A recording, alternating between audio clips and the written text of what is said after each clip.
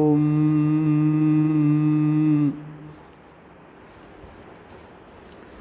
ಜನ್ಮಾತ್ಯಸ್ಯ ಯತೋನ್ಮಯಾದಿತರತಶ್ಚಾರ್ಥೇಷ್ವವಿಘ್ನಸ್ವರಾಟ್ ತೇನೇ ಬ್ರಹ್ಮಹೃದಾಯ ಆದಿಕವಯೇ ಮುಹ್ಯಂತಿ M ಸೂರಯಃ ತೇಜೋ ವಾರಿಮೃದಾಂ ಯಥಾ ವಿನಿಮಯೋ ಯತ್ರ ತ್ರಿಸರ್ಗೋ ಮೃಷಾ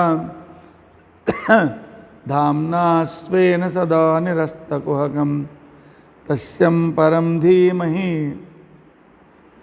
ಸತ್ಯಂ ಪರಂ ಧೀಮಹಿ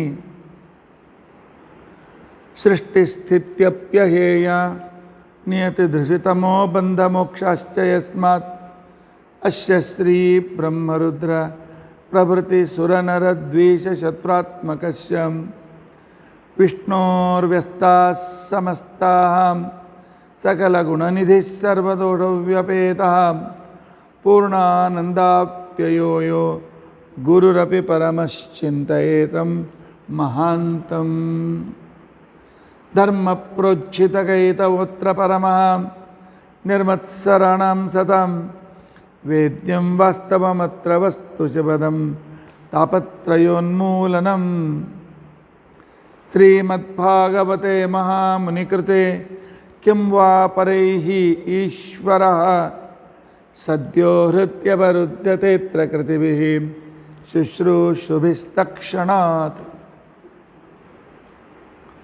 निगमकल्पतरोर्गलितं फलं शुकमुखादमृतद्रवसंयुतं पिबत भागवतं रसम् आलयं मुहुरहो रसिकाः भुवि भावुकाः अभ्रमं भङ्गरहितं अजडं विमलं सदा आनन्दतीर्थमतुलं भजे तापत्रयापहं भवति यदनुभावादेडमूकोऽपि वाग्मी जडमतिरपि जन्तुर्जायते प्राज्ञमौलिः सकलवचनचेतो देवता भारती सा मम वचसि निधत्तां सन्निधिं मानसे च अस्मद्गुरुसमारम्भां टीकाकृत्पादमध्यगां श्रीमदाचार्यपर्यन्तां वन्दे गुरुपरम्परां विद्यायां विबुधाचार्यं वेदज्ञानाब्धिचन्दिरं दुर्मतध्वान्तमार्ताण्डं सत्यध्यानमुनिं भजे पञ्चाशद्वर्षपर्यन्तं सततं रामपूजकः श्रीसत्यप्रमोदगुरुराट् भासतां नो हृदम्बरे बन्धुस्त्वं गुरुरिष्टदैवतमिति त्वत्पादपङ्केरुहं प्राप्तं मां परिपालयेति सततं याचे निबद्धाञ्जलिः चित्तं मद्गुणदोषचिन्तनविधौ नूनं मनं मा कृताः श्रीसत्यात्मगुरो त्वदङ्घ्रियुगलं हित्वा न मे सद्गतिः यैरहं शुकवत् सम्यक् शिक्षितोऽस्मि कृपालुभिः तान् वन्दे धेनुपाचार्यान् तत्त्वज्ञानार्थसिद्धये श्रीगुरुभ्यो नमः हरिः ओं हरिः ओं हरिः ओं ಸ್ವಸ್ತಿಸ್ತು ಅಸೇಢಸನ್ಮಂಗಲಾನಿ ಸಂತು ಶ್ಲೋಕೈಕಶ್ರವಣಪಠನಮಾತ್ರೇಣ ವಕ್ತುಶ್ಚ ಶ್ರೋತॄಣಾಮಪಿ ಪುರುಷಾರ್ಥಸಮಾಭೂತೆ ಶ್ರೀಮದ್ಭಾಗವತೆ ಚತುರ್ಥಸ್ಕಂಧಾಂತರಕಥಾ ಪ್ರಾರಂಭೆ ಸತಿ ಕಿಂಚಿತ್ ಪೂರ್ವಕಥಾನುವಾದಃ ಹರಿಃ ಓಂ ಹರಿಃ ಓಂ ಹರಿಃ ಓಂ ಅಂಗ ಯಜ್ಞ ಮಾಡ್ತಾ ಇದ್ದರೂ ಸಹಿತ ದೇವತೆಗಳು ಆಹುತಿಯನ್ನು ತೆಗೆದುಕೊಳ್ಳಲಿಲ್ಲ. ಅದಕ್ಕೆ ಜ್ಞಾನಿಗಳು ಕಾರಣ ಕೊಟ್ಟರು, ನಿನಗೆ ಮಕ್ಕಳಿಲ್ಲ, ಆದ್ದರಿಂದಾಗಿ ಕೊಡ್ಲಿಕ್ಕೆ ನಿನ್ನ ಆಹುತಿಗಳನ್ನು ಅವರು ತೆಗೆದುಕೊಳ್ತಾ ಇಲ್ಲ. ಅದಕ್ಕೋಸ್ಕರ ಮೊದಲು ಪುತ್ರಕಾಮೇಷ್ಟಿ ಮಂತ್ರದಿಂದ ಶಿಪಿವಿಷ್ಟ ಅಂತ ತಿಳ್ಕೊಂಡಿರ್ತಕ್ಕಂಥ ಶ್ರೀಹರಿಯ ಅವನಿಗೆ ಆಹುತಿಯನ್ನು ಕೊಡು. ಅವನಿಂದ ಸಂತಾನ ಬೇಡು, ಸಂತಾನವಾಗ್ತದೆ, ಆ ನಂತರ ಹೋಮ ಮಾಡು ಅಂತೇಳಿ. ಈ ಕಡೆಯಲ್ಲಿ ಆಚಾರ್ಯರು ಹೇಳ್ತಾರೆ, ಉಪಾಯ ಮಾಡಿದ ಮೇಲೂ ಸಂತಾನ ಆಗದೇ ಇದ್ದರೂ ಸದ್ಗತಿ ಆಗೋದಿಲ್ಲ ಅಂತ ಹಾಗೇನಿಲ್ಲ. ಅನಪತ್ಯೋಪಿ ಸದ್ಧರ್ಮ, ಮಕ್ಕಳಿಲ್ಲದೆ ಇದ್ದರೂ ಕೂಡ ತನ್ನ ಒಂದು ವಿಶಿಷ್ಟ ಸಾಧನೆಯಿಂದ ಪ್ರತಿಯೊಬ್ಬ ಸ್ತ್ರೀ ಪುರುಷರು ಕೂಡ ಲೋಕಜಿತ್ ನಾಥ ಸಂಶಯ, ಈ ಲೋಕಗಳನ್ನು ಗೆದ್ದು ಮೋಕ್ಷವನ್ನು ಪಡೆಯಲಿಕ್ಕೆ ಸಾಧ್ಯತೆ ಇದೆ ಅಂಥೇಳಿ. ಆದರೆ ಆಚಾರ್ಯರು ಇನ್ನೊಂದು ರಹಸ್ಯ ಹೇಳ್ತಾರೆ. ಹಾಗಾದರೆ ಈ ರೀತಿಯಾಗಿ ಯಾಕೆ ಅಂತ ಹೇಳಿದರೆ, ಹೋದ ಜನ್ಮದ ಒಂದು ಶಿಶು ಹತ್ಯೆ, ಎರಡನೇದ್ದು ಅಂಗನ ಹೆಂಡತಿ ಬೇರೆ ಜಾತಿಯವಳು, ಬೇರೆ ಕಾಸ್ಟ್. ಈ ಇಂಟರ್ ಕಾಸ್ಟ್ ಮ್ಯಾರೇಜಿಂದ ಹುಟ್ಟತಕ್ಕಂಥ ಮಕ್ಕಳು ಪಾಪಿಗಳು, ಅತ್ಯಂತ ಕ್ರೂರರಾಗಿ ಅಗ್ರೆಸಿವ್ ಆಗಿ ಹುಟ್ಟತಕ್ಕಂಥವರು. ಆ ಹೆರಿಡಿಟಿಯಿಂದ ಬಂದಿರತಕ್ಕಂಥ ಮಕ್ಕಳು ಈ ವಂಶಕ್ಕೆ ಬೇಡಾಗಿತ್ತು. ಅದಕ್ಕೆ ಮೊದಲು ಅವನಿಗೆ ಜನ್ಮವನ್ನು ಕೊಟ್ಟು ಆನಂತರ ದೇವತೆಗಳ ವಿಶೇಷ ಅನುಗ್ರಹದಿಂದ ವಿಶಿಷ್ಟವಾದ ಯಜ್ಞದ ಪಾಯಸದಿಂದ ಪೃಥುರಾಜನನ್ನು ಹುಟ್ಟಿಸಬೇಕು ಅಂತ ತಿಳ್ಕೊಂಡಂತೇಳಿ ದೇವೈಸ್ತು ಪೃಥುಜನ್ಮಾರ್ತೆ ಹವಿರಂಗಸ್ಯ ನೋಹೃತಂ. ದೇವತೆಗಳು ಇವನು ಪೃಥುವಿನ ಜನ್ಮಕ್ಕೋಸ್ಕರ ವಿಶೇಷವಾಗಿ ಶಿಪಿವಿಷ್ಟ ರೂಪಿಯಾದಂಥ ಪರಮಾತ್ಮನಿಗೆ ಆಹುತ್ಯಾದಿಗಳನ್ನು ಕೊಡಲಿ ಅಂತನ್ನೋ ಉದ್ದೇಶದಿಂದ ಮೊದಲು ಆಹುತಿಯನ್ನು ತೆಗೆದುಕೊಳ್ಳಲಿಲ್ಲ ಅಂತಕೊಂಡು ಹೇಳಿದ್ದಾರೆ. ಇದರ ಜೊತೆಗೆ ಇನ್ನೊಂದು ಪ್ರಶ್ನೆ ಬಂತು, ಹಾಗಾದರೆ ಬೇರೆ ಬೇರೆ ಜಾತಿಯಲ್ಲಿ ಮದುವೆ ಯಾಕಾಗಬಾರ್ದು? ಇಂಟರ್ ಕಾಸ್ಟ್ ಮ್ಯಾರೇಜಿಂದ ಅನಾನುಕೂಲತೆ ಏನಿದೆ? ಅದಕ್ಕೋಸ್ಕರ ಹೆರಿಡಿಟಿಯಲ್ಲಿ ಭಿನ್ನತೆ ಬರ್ತದೆ. ಇಬ್ಬರು ಬೇರೆ ಬೇರೆ ಸಂಸ್ಕೃತಿಯಲ್ಲಿ ಬೆಳೆದಿರ್ತಾರೆ. ಅನೇಕ ಹೆರಿಡಿಟಿ ವಂಶಾನಿಂದ ಆನುವಂಶಿಕವಾಗಿ ಬಂದಿರತಕ್ಕಂಥ ಆ ಹೆರಿಡಿಟಿಗಳಲ್ಲೇ ಜೀನ್ಸ್ ಆ ವಿಶಿಷ್ಟ ಕ್ರಮದಲ್ಲೇ ತಯಾರಾಗಿರ್ತವೆ. ಒಂದೇ ವರ್ಣದಲ್ಲಿ ಸಮಾನವಾಗಿರ್ತಕ್ಕಂಥ ಅನೇಕ ವ್ಯವಹಾರಗಳಿರೋದರಿಂದಾಗಿ ಆ ಜೀನ್ಸ್ನಲ್ಲಿ ಒಂದು ಥರದ ರಿದಮ್ ಇರ್ತದೆ. ಇಲ್ಲದೇ ಇದ್ದರೆ ಬೇರೆ ಸಂಸ್ಕೃತಿಯಿಂದ ಗಂಡು ಹೆಣ್ಣು ಬಂದು ಒಂದು ಕಡೆ ಕೂತ್ಕೊಂಡಿದ್ರೆ ಆ ಜೀನ್ಸ್ನಲ್ಲಿ ಒಂದು ರೀತಿಯಾಗಿರ್ತಕ್ಕಂಥ ರಿದಮ್ನಲ್ಲಿ ಅನಾನುಕೂಲತೆ ವಿಕೃತಿ ಬರ್ತದೆ. ವಿಕೃತಿ ಬಂದದ್ರಿಂದ ಇಲ್ಲ ಮಕ್ಕಳಾಗೋದಿಲ್ಲ, ಮಕ್ಕಳಾದರೂ ಇಲ್ಲ ಅತಿ ಅಗ್ರೆಸಿವ್ ಆಗ್ತಾರೆ, ಇಲ್ಲ ಮತ್ತೇನಾದರೂ ವಿಕೃತಿಗಳಿಂದ ಯುಕ್ತರಾಗ್ತಾರೆ. ಸಮಾಜಕ್ಕೆ ನಾವು ಒಳ್ಳೆ ಮಕ್ಕಳನ್ನು ಕೊಡಬೇಕು ಹೊರತು ವಿಕೃತ ಮಕ್ಕಳನ್ನು ಕೊಡಬಾರದು. ಒಂದು. ಎರಡನೇದ್ದು,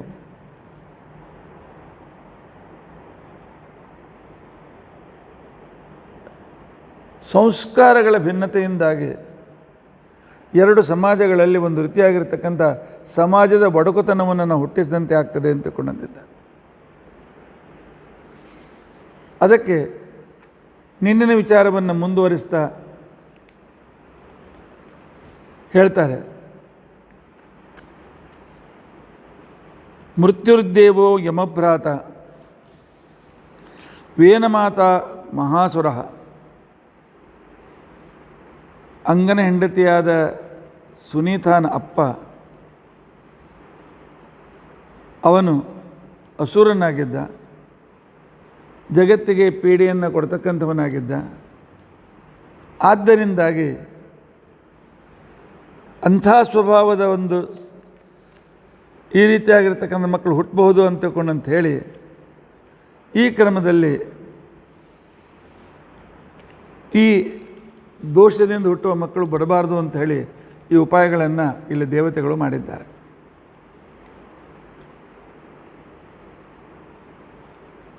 ಅದೇ ಪ್ರಕಾರವಾಗಿ ಋತ್ವಿಜರು ಪುತ್ರಕಾಮೇಷ್ಟಿ ಯಜ್ಞಕ್ಕೆ ಪ್ರಮುಖ ದೇವತೆಯಾಗಿರ್ತಕ್ಕಂತಹ ಶಿಪಿವಿಷ್ಣು ರೂಪಿಯಾಗಿರ್ತಕ್ಕಂತಹ ವಿಷ್ಣುವಿಗೆ ಪುರೋಡಾಶವನ್ನು ಹವಿಸ್ ರೂಪದಿಂದ ಸಮರ್ಪಣೆ ಮಾಡಿದಾಗ ಆ ಕಾಲದಲ್ಲಿ ಅಗ್ನಿಕುಂಡದಿಂದ ಒಬ್ಬ ಅದ್ಭುತವಾಗಿರ್ತಕ್ಕಂಥ ಬಂಗಾರದಂತೆ ಹೊಳೆಯುವ ಮೈಬಣ್ಣ, ಮೈ ಮೇಲೆ ಬೇಕಾದಷ್ಟು ಬಂಗಾರದ ಆಭರಣಗಳು, ಅತ್ಯಂತ ಶುಭ್ರವಾದಂಥ ಬಟ್ಟೆಯನ್ನು ಉಟ್ಟುಕೊಂಡಿದ್ದಾನೆ. ಬಂಗಾರದ ಪಾತ್ರೆಯಲ್ಲಿ ಒಂದು ಪಾಯಸವನ್ನು ತೆಗೆದುಕೊಂಡು ಬಂದಿದ್ದಾನೆ. ಆಗ ರಾಜ ಎದ್ದು ಆ ವ್ಯಕ್ತಿಯಿಂದ ಆ ಪಾಯಸದ ಪಾತ್ರೆಯನ್ನು ಸ್ವೀಕಾರ ಮಾಡಿದ್ದಾನೆ.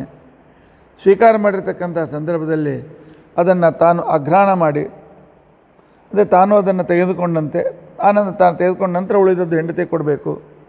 ಅದಕ್ಕೆ ಅವನು ಸುನೀತಾ ಕೊಟ್ಟಿದ್ದಾನೆ. ಕೊಟ್ಟಿರ್ತಕ್ಕಂಥ ಸಂದರ್ಭದಲ್ಲಿ ಆಗ ಸುನೀತಾ ಮೊಟ್ಟ ಮೊದಲು ತನ್ನ ಹೆರಿಡಿಟಿಗೆ ಸಂಬಂಧಿಸಿರ್ತಕ್ಕಂಥ ಒಬ್ಬ ತಾಯಿಯ ತಂದೆಯ ಅಸುರ ಗುಣಗಳಿಂದ ಯುಕ್ತನಾಗಿರ್ತಕ್ಕಂತಹ, ಅಧರ್ಮದ ಅಂಶದಿಂದ ಯುಕ್ತನಾದ ಒಬ್ಬ ದುಷ್ಟವಾಗಿರ್ತಕ್ಕಂಥ ಶಿಶು ಅಲ್ಲಿ ಹುಟ್ಟಿದೆ ಅಂತ ಕೊಂಡಂತೆ. ಸಬಾಲ ಏವ ಪುರುಷ ಮಾತಾಮಹಂ ಅನುವ್ರತಃ. ತನ್ನ ತಾಯಿಯ ತಂದೆ ಆಗಿರ್ತಕ್ಕಂಥ ಅಸುರನ ಸಂಸ್ಕಾರದಿಂದ, ಅವನ ಅಂಶದಿಂದ ಅಧರ್ಮ ಅಂಶೋದ್ಭವ ಮೃತ್ಯು ಅಂತಕೊಂಡಂತ ಹೇಳಿ ಈ ರೀತಿಯಾಗಿ ಹುಟ್ಟಿದ್ದ. ವ್ಯಾಖ್ಯಾನಕಾರ ಹೇಳ್ತಾರೆ,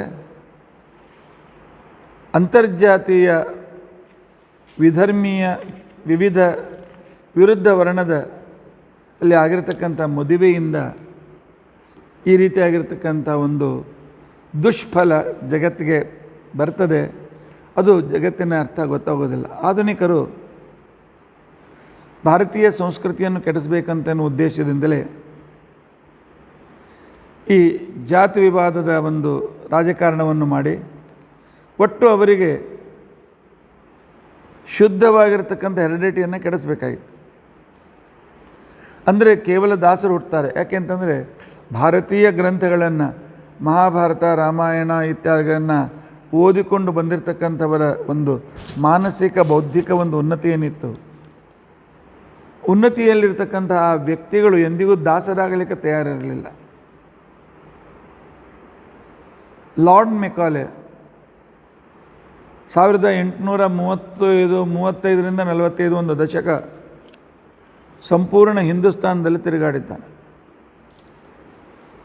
ತಿರುಗಾಡಿ ನಂತರ ತಾನು ಲಂಡನ್ಗೆ ತನ್ನ ಅಹವಾಲನ್ನು ಕೊಟ್ಟಿದ್ದಾನೆ. ಈ ದೇಶದಲ್ಲಿ ಎಲ್ಲರೂ ಸುಖಿಗಳಾಗಿದ್ದಾರೆ. ಇದು ಯಾವಾಗ ಅನೇಕ ವಿದೇಶಿಯರ ಆಕ್ರಮಣವಾಗ ನಂತರವೂ ಕೂಡ ಇಲ್ಲಿ ಯಾರೂ ಅನ್ಎಂಪ್ಲಾಯ್ಡ್ ಇಲ್ಲ. ಅವರು ತಮ್ಮ ಕುಲಕ್ರಮಾಗತವಾಗಿರ್ತಕ್ಕಂಥ ಕಸುಬನ್ನೇ ಉಪಜೀವನಕ್ಕಾಗಿ ಮಾಡಿಕೊಂಡು ಪರಸ್ಪರ ಪ್ರೀತಿ ಇತ್ಯಾದಿಗಳಿಂದ ಇದ್ದಾರೆ. ವರ್ಣಭೇದ ಇದ್ದರೂ ಕೂಡ ಇವರಲ್ಲಿ ಪರಸ್ಪರವಾಗಿರ್ತಕ್ಕಂಥ ಜಗಳ ಇಲ್ಲ. ಒಬ್ಬರಿಗೊಬ್ಬರು ತಮ್ಮ ತಮ್ಮ ಯೋಗ್ಯವಾಗಿರ್ತಕ್ಕಂಥ ಆದರವನ್ನು ಕೊಡ್ತಾ ಅತ್ಯಂತ ಸುಖವಾಗಿದ್ದಾರೆ. ಇವರಿಗೆ ಇನ್ನೊಬ್ಬರ ಅವಶ್ಯಕತೆ ಇಲ್ಲ. ಒಂದು ವೇಳೆ ಇವರನ್ನು ನಮ್ಮ ದಾಸರನ್ನಾಗಿ ಮಾಡಿಕೊಳ್ಳಬೇಕಾಗಿದ್ದರೆ, ಇವರ ಮೇಲೆ ನಾವು ಜಯವನ್ನು ಸಂಪಾದನೆ ಮಾಡಬೇಕಾಗಿದ್ದರೆ ವಿಕೃತವಾದ ಒಂದು ಎಜುಕೇಷನ್ ಸಿಸ್ಟಮ್ ತಂದು ಹುಟ್ಟಿನಿಂದ ಅವರು ಕೇವಲ ಭಾರತೀಯರಾಗಿರಬೇಕು, ಆದರೆ ಮನಸ್ಸಿನಿಂದ ಇಮೋಷನಲ್ ಆಗಿ, ಇಂಟೆಲೆಕ್ಚುಯಲ್ ಆಗಲಿ ಅಥವಾ ಲಾಜಿಕಲ್ ಆಗಲಿ ಅವರು ವಿದೇಶೀಯ ಸಂಸ್ಕಾರದಿಂದ ಯುಕ್ತರಾಗಿರಬೇಕು. ಇವತ್ತಿನ ನಮ್ಮ ಜನ್ರೇಷನ್ದಲ್ಲಿ ನಾವೇನು ಕಾಣ್ತಾ ಇದ್ದೇವಲ್ಲ, ಈ ಸುಮಾರು 40 ವರ್ಷದ ನಂತರ 40 ವರ್ಷ ಹಿಂದಿನಿಂದ ಬಂದಿರತಕ್ಕಂಥ ಜನ್ರೇಷನ್ ಇದೇ ರೀತಿಯಾಗಿರ್ತಕ್ಕಂಥ education, English medium education Christian ಧರ್ಮೀಯರ ಕೈಲಿದೆ. ಆನಂತರ ಸೆಕೆಂಡರಿ, ಹೈಯರ್ ಸೆಕೆಂಡರಿ ಮತ್ತು ಕಾಲೇಜ್ ಎಜುಕೇಷನ್ ಕಮ್ಯುನಿಸ್ಟರ ಕೈಯಲ್ಲಿ. ಯಾಕೆಂತಂದರೆ ಮೊನ್ನೆವರೆಗೆಲ್ಲರೂ ಈ ಶಿಕ್ಷಣ ನೀತಿ, ಮೊನ್ನೆ ಒಂದೆರಡು ತಿಂಗಳಿಂದ ಏನು ಶಿಕ್ಷಣ ನೀತಿ ಬಂದಿದೆ, ಅದಕ್ಕೆ ಹಿಂದಿನ ಶಿಕ್ಷಣ ನೀತಿ ಏನಿತ್ತಲ್ಲ ಅದು ಕೇವಲ ದೇವರ ಹೆಸರು ಬರಬಾರ್ದು, ಧರ್ಮದ ಹೆಸರು ಬರಬಾರ್ದು, ಉಳಿದವರು ತಮ್ಮ ತಮ್ಮ ಧರ್ಮ ಬೇಕಾದ್ರೆ ಮಾಡ್ಕೊಳ್ಬೋದು, ಆದರೆ ಹಿಂದೂ ಧರ್ಮದ ಹೆಸರು ಬರಬಾರ್ದು. ಮೀಡಿಯಾ ಪೂರ್ತಿಯಾಗಿ ಇಸ್ಲಾಂ ಧರ್ಮ ಕೈಯಲ್ಲಿತ್ತು. ಮೊದಲಿನ ಪ್ರೈಮರಿ ಎಜುಕೇಷನ್ ಎಲ್ಲ ಕಾನ್ವೆಂಟಿನ ಕೈಯಲ್ಲಿತ್ತು. ನಂತರ ಮಧ್ಯಾಹ್ನದ ಎಜುಕೇಷನ್ ಎಲ್ಲ ಸೋಷಿಯಾಲಜಿಸ್ಟ್ ಕಮ್ಯುನಿಸ್ಟರ ಕೈಯಲ್ಲಿತ್ತು. ಇದು ಇರತಕ್ಕಂಥ ಸತ್ಯ. ಭಾಗವತದಲ್ಲಿ ಇದು ಬಂದಿದೆ ಅಂತಕೊಂಡು ಭಾಗವತೀಯ ಮಾತನ್ನು ಸೂಚ್ಯವಾಗಿ ಹೇಳ್ತಾರೆ. ಹೀಗಾಗಿ ನಮ್ಮ ಮಕ್ಕಳಿಗೆ ಪುರಾಣ ಎಷ್ಟು ಗೊತ್ತಿಲ್ಲ,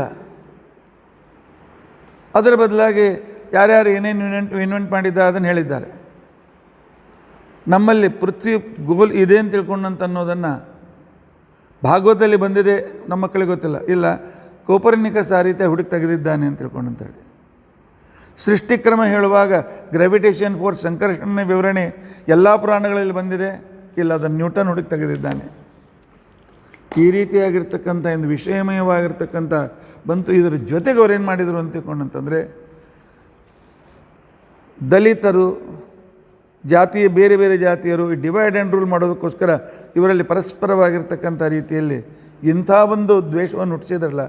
ಒಬ್ಬರನ್ನು ನೋಡಿದರೆ ಇನ್ನೊಬ್ಬರು ಇವತ್ತಿನ ದಿವಸವೂ ಕೂಡ ಆ ರೀತಿಯಾಗಿ ಆ ಸಿಟ್ಟಿನಿಂದ ಉರಿತಾರೆ, ಅವ್ರನ್ನ ನಾಶಪಡಿಸಬೇಕು ಅಂತ ಹೇಳಿ.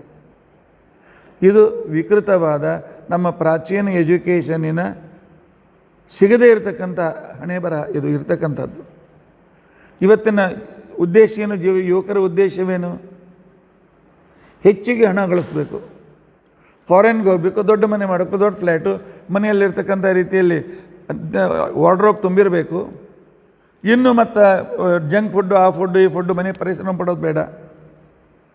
ಒಂದು ದಿವಸ ಸತ್ತು ಹೋಗ್ಬೇಕು ಅಷ್ಟೇ, ಮಕ್ಕಳು ನೋಟಿಸ್ಬೇಕು, ಸತ್ತು ಹೋಗ್ಬೇಕು. ಇಷ್ಟಕ್ಕೋಸ್ಕರವೇ ಮನುಷ್ಯನ ಜನ್ಮ? ಇಲ್ಲ. ನಮ್ಮ ಮನುಷ್ಯ ಉದ್ದೇಶ ಸರ್ವೈವಲ್ ಆಫ್ ಫಿಟ್ಟೆಸ್ಟ್. ಜೀವಿತ ಇರೋದಕ್ಕೋಸ್ಕರ 2 ಹೊತ್ತು ಊಟ ಬೇಕು, ಮಧ್ಯೆ ತಿಂಡಿ ಬೇಕು. ದಿನ ದಿನ ಹೊಸ ಸಮೋಸ, ಬರ್ಗರು ಇತ್ಯಾದಿಗಳ ಅವಶ್ಯಕತೆ ಇಲ್ಲ. ಇದೊಂಥರದ್ದು ವಿಕೃತಿ, ಮಾನಸಿಕ ವಿಕೃತಿ. ಅರ್ಥ ಮಾಡಿಕೊಳ್ತಾ ಇಲ್ಲ ನಮ್ಮ ಎಜುಕೇಷನ್ ಇರ್ತಕ್ಕಂಥವರು. ಈ ಕಡೆಗೆ ಪ್ರಕೃತಿ ಕೆಟ್ಟು ಹೋಗ್ತದೆ, ಕೈಯಾಗಿನ ದುಡ್ಡು ಹೋಗ್ತದೆ, ಡಾಕ್ಟರ್ ಬಿಲ್ ತುಂಬಬೇಕು, ಆದರೂ ತೃಪ್ತಿ ಇಲ್ಲ, ಸಂತೃಪ್ತಿ ಇಲ್ಲ. ಮೊದಲು ಅತ್ಯಂತ ಬಡತನ ಇರ್ತಾಯಿತ್ತು. 7-8 ಮಕ್ಕಳು ಇದ್ದದ್ರೆಲ್ಲರೂ ಸಂತೋಷದಿಂದ ನಗ್ತಾ ಇದ್ದರು. ನಾವು ಅದೇ ರೀತಿಯಾಗಿ ಬಾಲ್ಯ ಕಳೆದಿದ್ದೇವೆ. ನಾವು 70 ವರ್ಷದಿಂದ ನಾವು ಕಳೆದಿದ್ದೇವೆ ಅದೇ ರೀತಿ ಬಾಲ್ಯ. ಮನೆಯಲ್ಲಿ ಯಾವುದೇ ರೀತಿಯಾಗಿ ಸಿಕ್ಕದಂಗೆ ಒಂದು 2 ಹೊತ್ತುವರೆ ಬಕ್ರಿ ಚಟ್ನಿ ಸಿಗ್ತಾಯಿತ್ತು, ಬಕ್ರಿ ಸಹ ಹುಳಿ ಸಿಕ್ಕರೆ ಸಿಗಬೇಕು, ವಾರಕ್ಕೊಮ್ಮೆ ಅನ್ನ ಸಿಗ್ತಿತ್ತು. ಹುಣ್ಣಿಗೆ ಒಮ್ಮೆ ಏನಾದರೂ ಚಪಾತಿ ಹೋಳಿಗಿಂತ ಸಿಗ್ತಾಯಿತ್ತು. ಅದು ಆನಂದದಿಂದ ಇದ್ದೇವೆ, ಒಳ್ಳೆ ಗಟ್ಟಿಮುಟ್ಟಾಗಿ ಬೆಳೆದೀವಿ ನಾವು. ಆದರೆ ಇವತ್ತಿನ ಇದಕ್ಕೆ ಕಾರಣ ಏನು ಅಂತಂದರೆ, ಅವರು ನಮ್ಮಲ್ಲಿರ್ತಕ್ಕಂಥ ಪವಿತ್ರತೆ ಇತ್ತಲ್ಲ, ಭಾರತೀಯರು ಹಿಂದೂಗಳಲ್ಲಿ ಏನೋ ಒಂದು ಪವಿತ್ರವಾಗಿರ್ತಕ್ಕಂಥ ಹೆರಿಡಿಟಿ ಇರ್ತಲ್ಲ, ಇದನ್ನು ಹಿಂದಕ್ಕೆ ಕೆಡಿಸಬೇಕು ಅಂತ ಜರಾಸಂಧ ಪ್ರಯತ್ನ ಮಾಡಿದ್ದ. ಆನಂತರ ಇದನ್ನು ಕೆಡಿಸೋದಕ್ಕೋಸ್ಕರ ಎಲ್ಲ ರೀತಿಯಿಂದ ಪ್ರಯತ್ನ ಮಾಡಿರ್ತಕ್ಕಂಥವರು ಬ್ರಿಟಿಷರು. ನಂತರ ಬಂದಿರತಕ್ಕಂಥ ಸೋಷಿಯಾಲಿಸ್ಟ್, ಸೋಕಾಲ್ಡ್ ಸೋಷಿಯಾಲಿಸ್ಟ್, ಕಮ್ಯುನಿಸ್ಟರು. ಇತಿಹಾಸ ಅಭ್ಯಾಸ ಮಾಡಿ ಗೊತ್ತಾಗ್ತದೆ ಅವ್ರ ಷಡ್ಯಂತ್ರ ಏನಿತ್ತು, ನಮ್ಮನ್ನು ತುಳಿಯಬೇಕು ಅಂತ ತಿಳ್ಕೊಂಡಂಥ ಅವ್ರು ಏನೇನು ಮಾಡಬೇಕು ಎಲ್ಲವನ್ನು ಮಾಡಿಟ್ಟಿದ್ದಾರೆ. ಅದಕ್ಕೋಸ್ಕರ ಬಂದಿರತಕ್ಕಂಥ ಗೌರ್ಮೆಂಟ್ ಕೂಡ ಉಳಿದವರಿಗೆ ನೀವು ಎಷ್ಟು ಬೇಕಾದಷ್ಟು ಮಕ್ಕಳನ್ನು ಪಡಿಬೋದು, ಆದರೆ ನೀವು ಮಾತ್ರ 2ಕ್ಕಿಂತ ಹೆಚ್ಚಾದರೆ ನಿಮಗೆ ಸರ್ಕಾರಿ ನೌಕರಿ ನಿಮಗಿಲ್ಲ. ನೀವು ಮಾತ್ರ ನಿಮ್ಮಲ್ಲಿ ಕರ್ಟಲ್ ಮಾಡಿರಿ, ಅಂದರೆ ಅವ್ರ ಸಂಖ್ಯೆ ಹೆಚ್ಚಾಗಿ ಮತ್ತು ಅವ್ರ ದಾಸರಾಗಿ ನೀವು ಅಷ್ಟೇ. ಈ ಒಂದು ಮೋಸಕ್ಕೆ ನಾವು ಬಲಿ ಬಿದ್ದೆವು. ಹಿಂದಿನ ಕಾಲದಲ್ಲಿ ನಾವೆಲ್ಲ ಸಣ್ಣವರಿರುವಾಗ ಇಂಗ್ಲೀಷ್ ಮಾತಾಡ್ತಾನೆ ಅಂತಂದರೆ ಅವನು ಊರಿಗೆ ನಾನೇ ಸರ್ವಜ್ಞ ಅಂತ ಹೇಳಿ ತಿಳ್ಕೊಳ್ತಾ ಇದ್ದ. ಆ ರೀತಿಯಾಗಿರ್ತಕ್ಕಂಥ ಒಂದು ವಿಕೃತಿ ಇದ್ದ. ನಾನು ಸುಳ್ಳು ಯಾರನ್ನು ಟೀಕೆ ಮಾಡ್ತಾ ಇಲ್ಲ. ನಾನು ಸೋಷಿಯಾಲಜಿ ಸ್ಟೂಡೆಂಟ್. ಸಂಪೂರ್ಣ ಸಮಾಜಶಾಸ್ತ್ರದ ಒಂದು ಏನಿದೆ ಅಂತ ಅನ್ನೋದನ್ನು, ಇತಿಹಾಸ ಸಂಪೂರ್ಣವಾಗಿರ್ತಕ್ಕಂಥ ರೀತಿಯಲ್ಲಿ ಎಜುಕೇಷನ್ ಕ್ಷೇತ್ರದಲ್ಲಿ ಇದ್ದ ವ್ಯಕ್ತಿ ನಾನು. ಟೆಕ್ಸ್ಟ್ ಬುಕ್ ಬೋರ್ಡ್ನಲ್ಲಿ ನಾನು ಅಧ್ಯಕ್ಷನಾಗಿ ಕೆಲವು ದಿವಸ ಕೆಲಸ ಮಾಡಿದ್ದೇನೆ. ಅಲ್ಲಿರ್ತಕ್ಕಂಥ ಕರಿಕ್ಯುಲಮ್ ಏನು ಅಂತ ತಿಳ್ಕೊಂಡಂತಂದರೆ, ಒಟ್ಟು ಹಿಂದೂ ಧರ್ಮದವನ್ನು ಟೆಕ್ಸ್ಟ್ ಬುಕ್ನಲ್ಲಿ ಎಲ್ಲೂ ಬರಬಾರದು. ಇದನ್ನು ಏನಾದರೂ ಮಾಡಿ ಹತ್ತಿಕ್ಕಿರಬೇಕು. ಯಾಕೆ? ಈ ಧರ್ಮಕ್ಕೆ ಲಕ್ಷ ವರ್ಷಗಳ ಇತಿಹಾಸ ಇದೆ. ಈ ಧರ್ಮಕ್ಕೆ ವೇದ ಶಾಸ್ತ್ರಗಳ ಒಬ್ಬ ಅತಿ ಶ್ರೇಷ್ಠನಾಗಿರ್ತಕ್ಕಂಥ ಭಾಷಾಶಾಸ್ತ್ರಜ್ಞ ಗ್ರಿಫಿತ್ ಅಂತ ತಿಳ್ಕೊಂಡಂತೇಳಿ ಅವನು ಹೇಳ್ತಾನೆ, ವೇದ ಏನಿಲ್ಲ ಅಂದರೂ 20 ಲಕ್ಷ ವರ್ಷದ ಹಿಂದೆ ಇರಲಿಕ್ಕೆ ಸಾಧ್ಯತೆ ಇದೆ ಅಂತ ಪ್ರಾಮಾಣಿಕವಾಗಿ ಅವನು ಹೇಳ್ತಕ್ಕಂಥ ವ್ಯಕ್ತಿ ಅವನು. ಅಂತಹ ಪ್ರಾಚೀನ ಸಂಸ್ಕೃತಿ. ಆದರೆ ಇವತ್ತು ನಮ್ಮ ಮಕ್ಕಳಿಗೆ ಏನು ಗೊತ್ತಿದೆ ಹೇಳಿ? ಆ ಸಂಸ್ಕೃತಿಯನ್ನು ನಾವು ಕಲಿಸ್ತೇವೆ.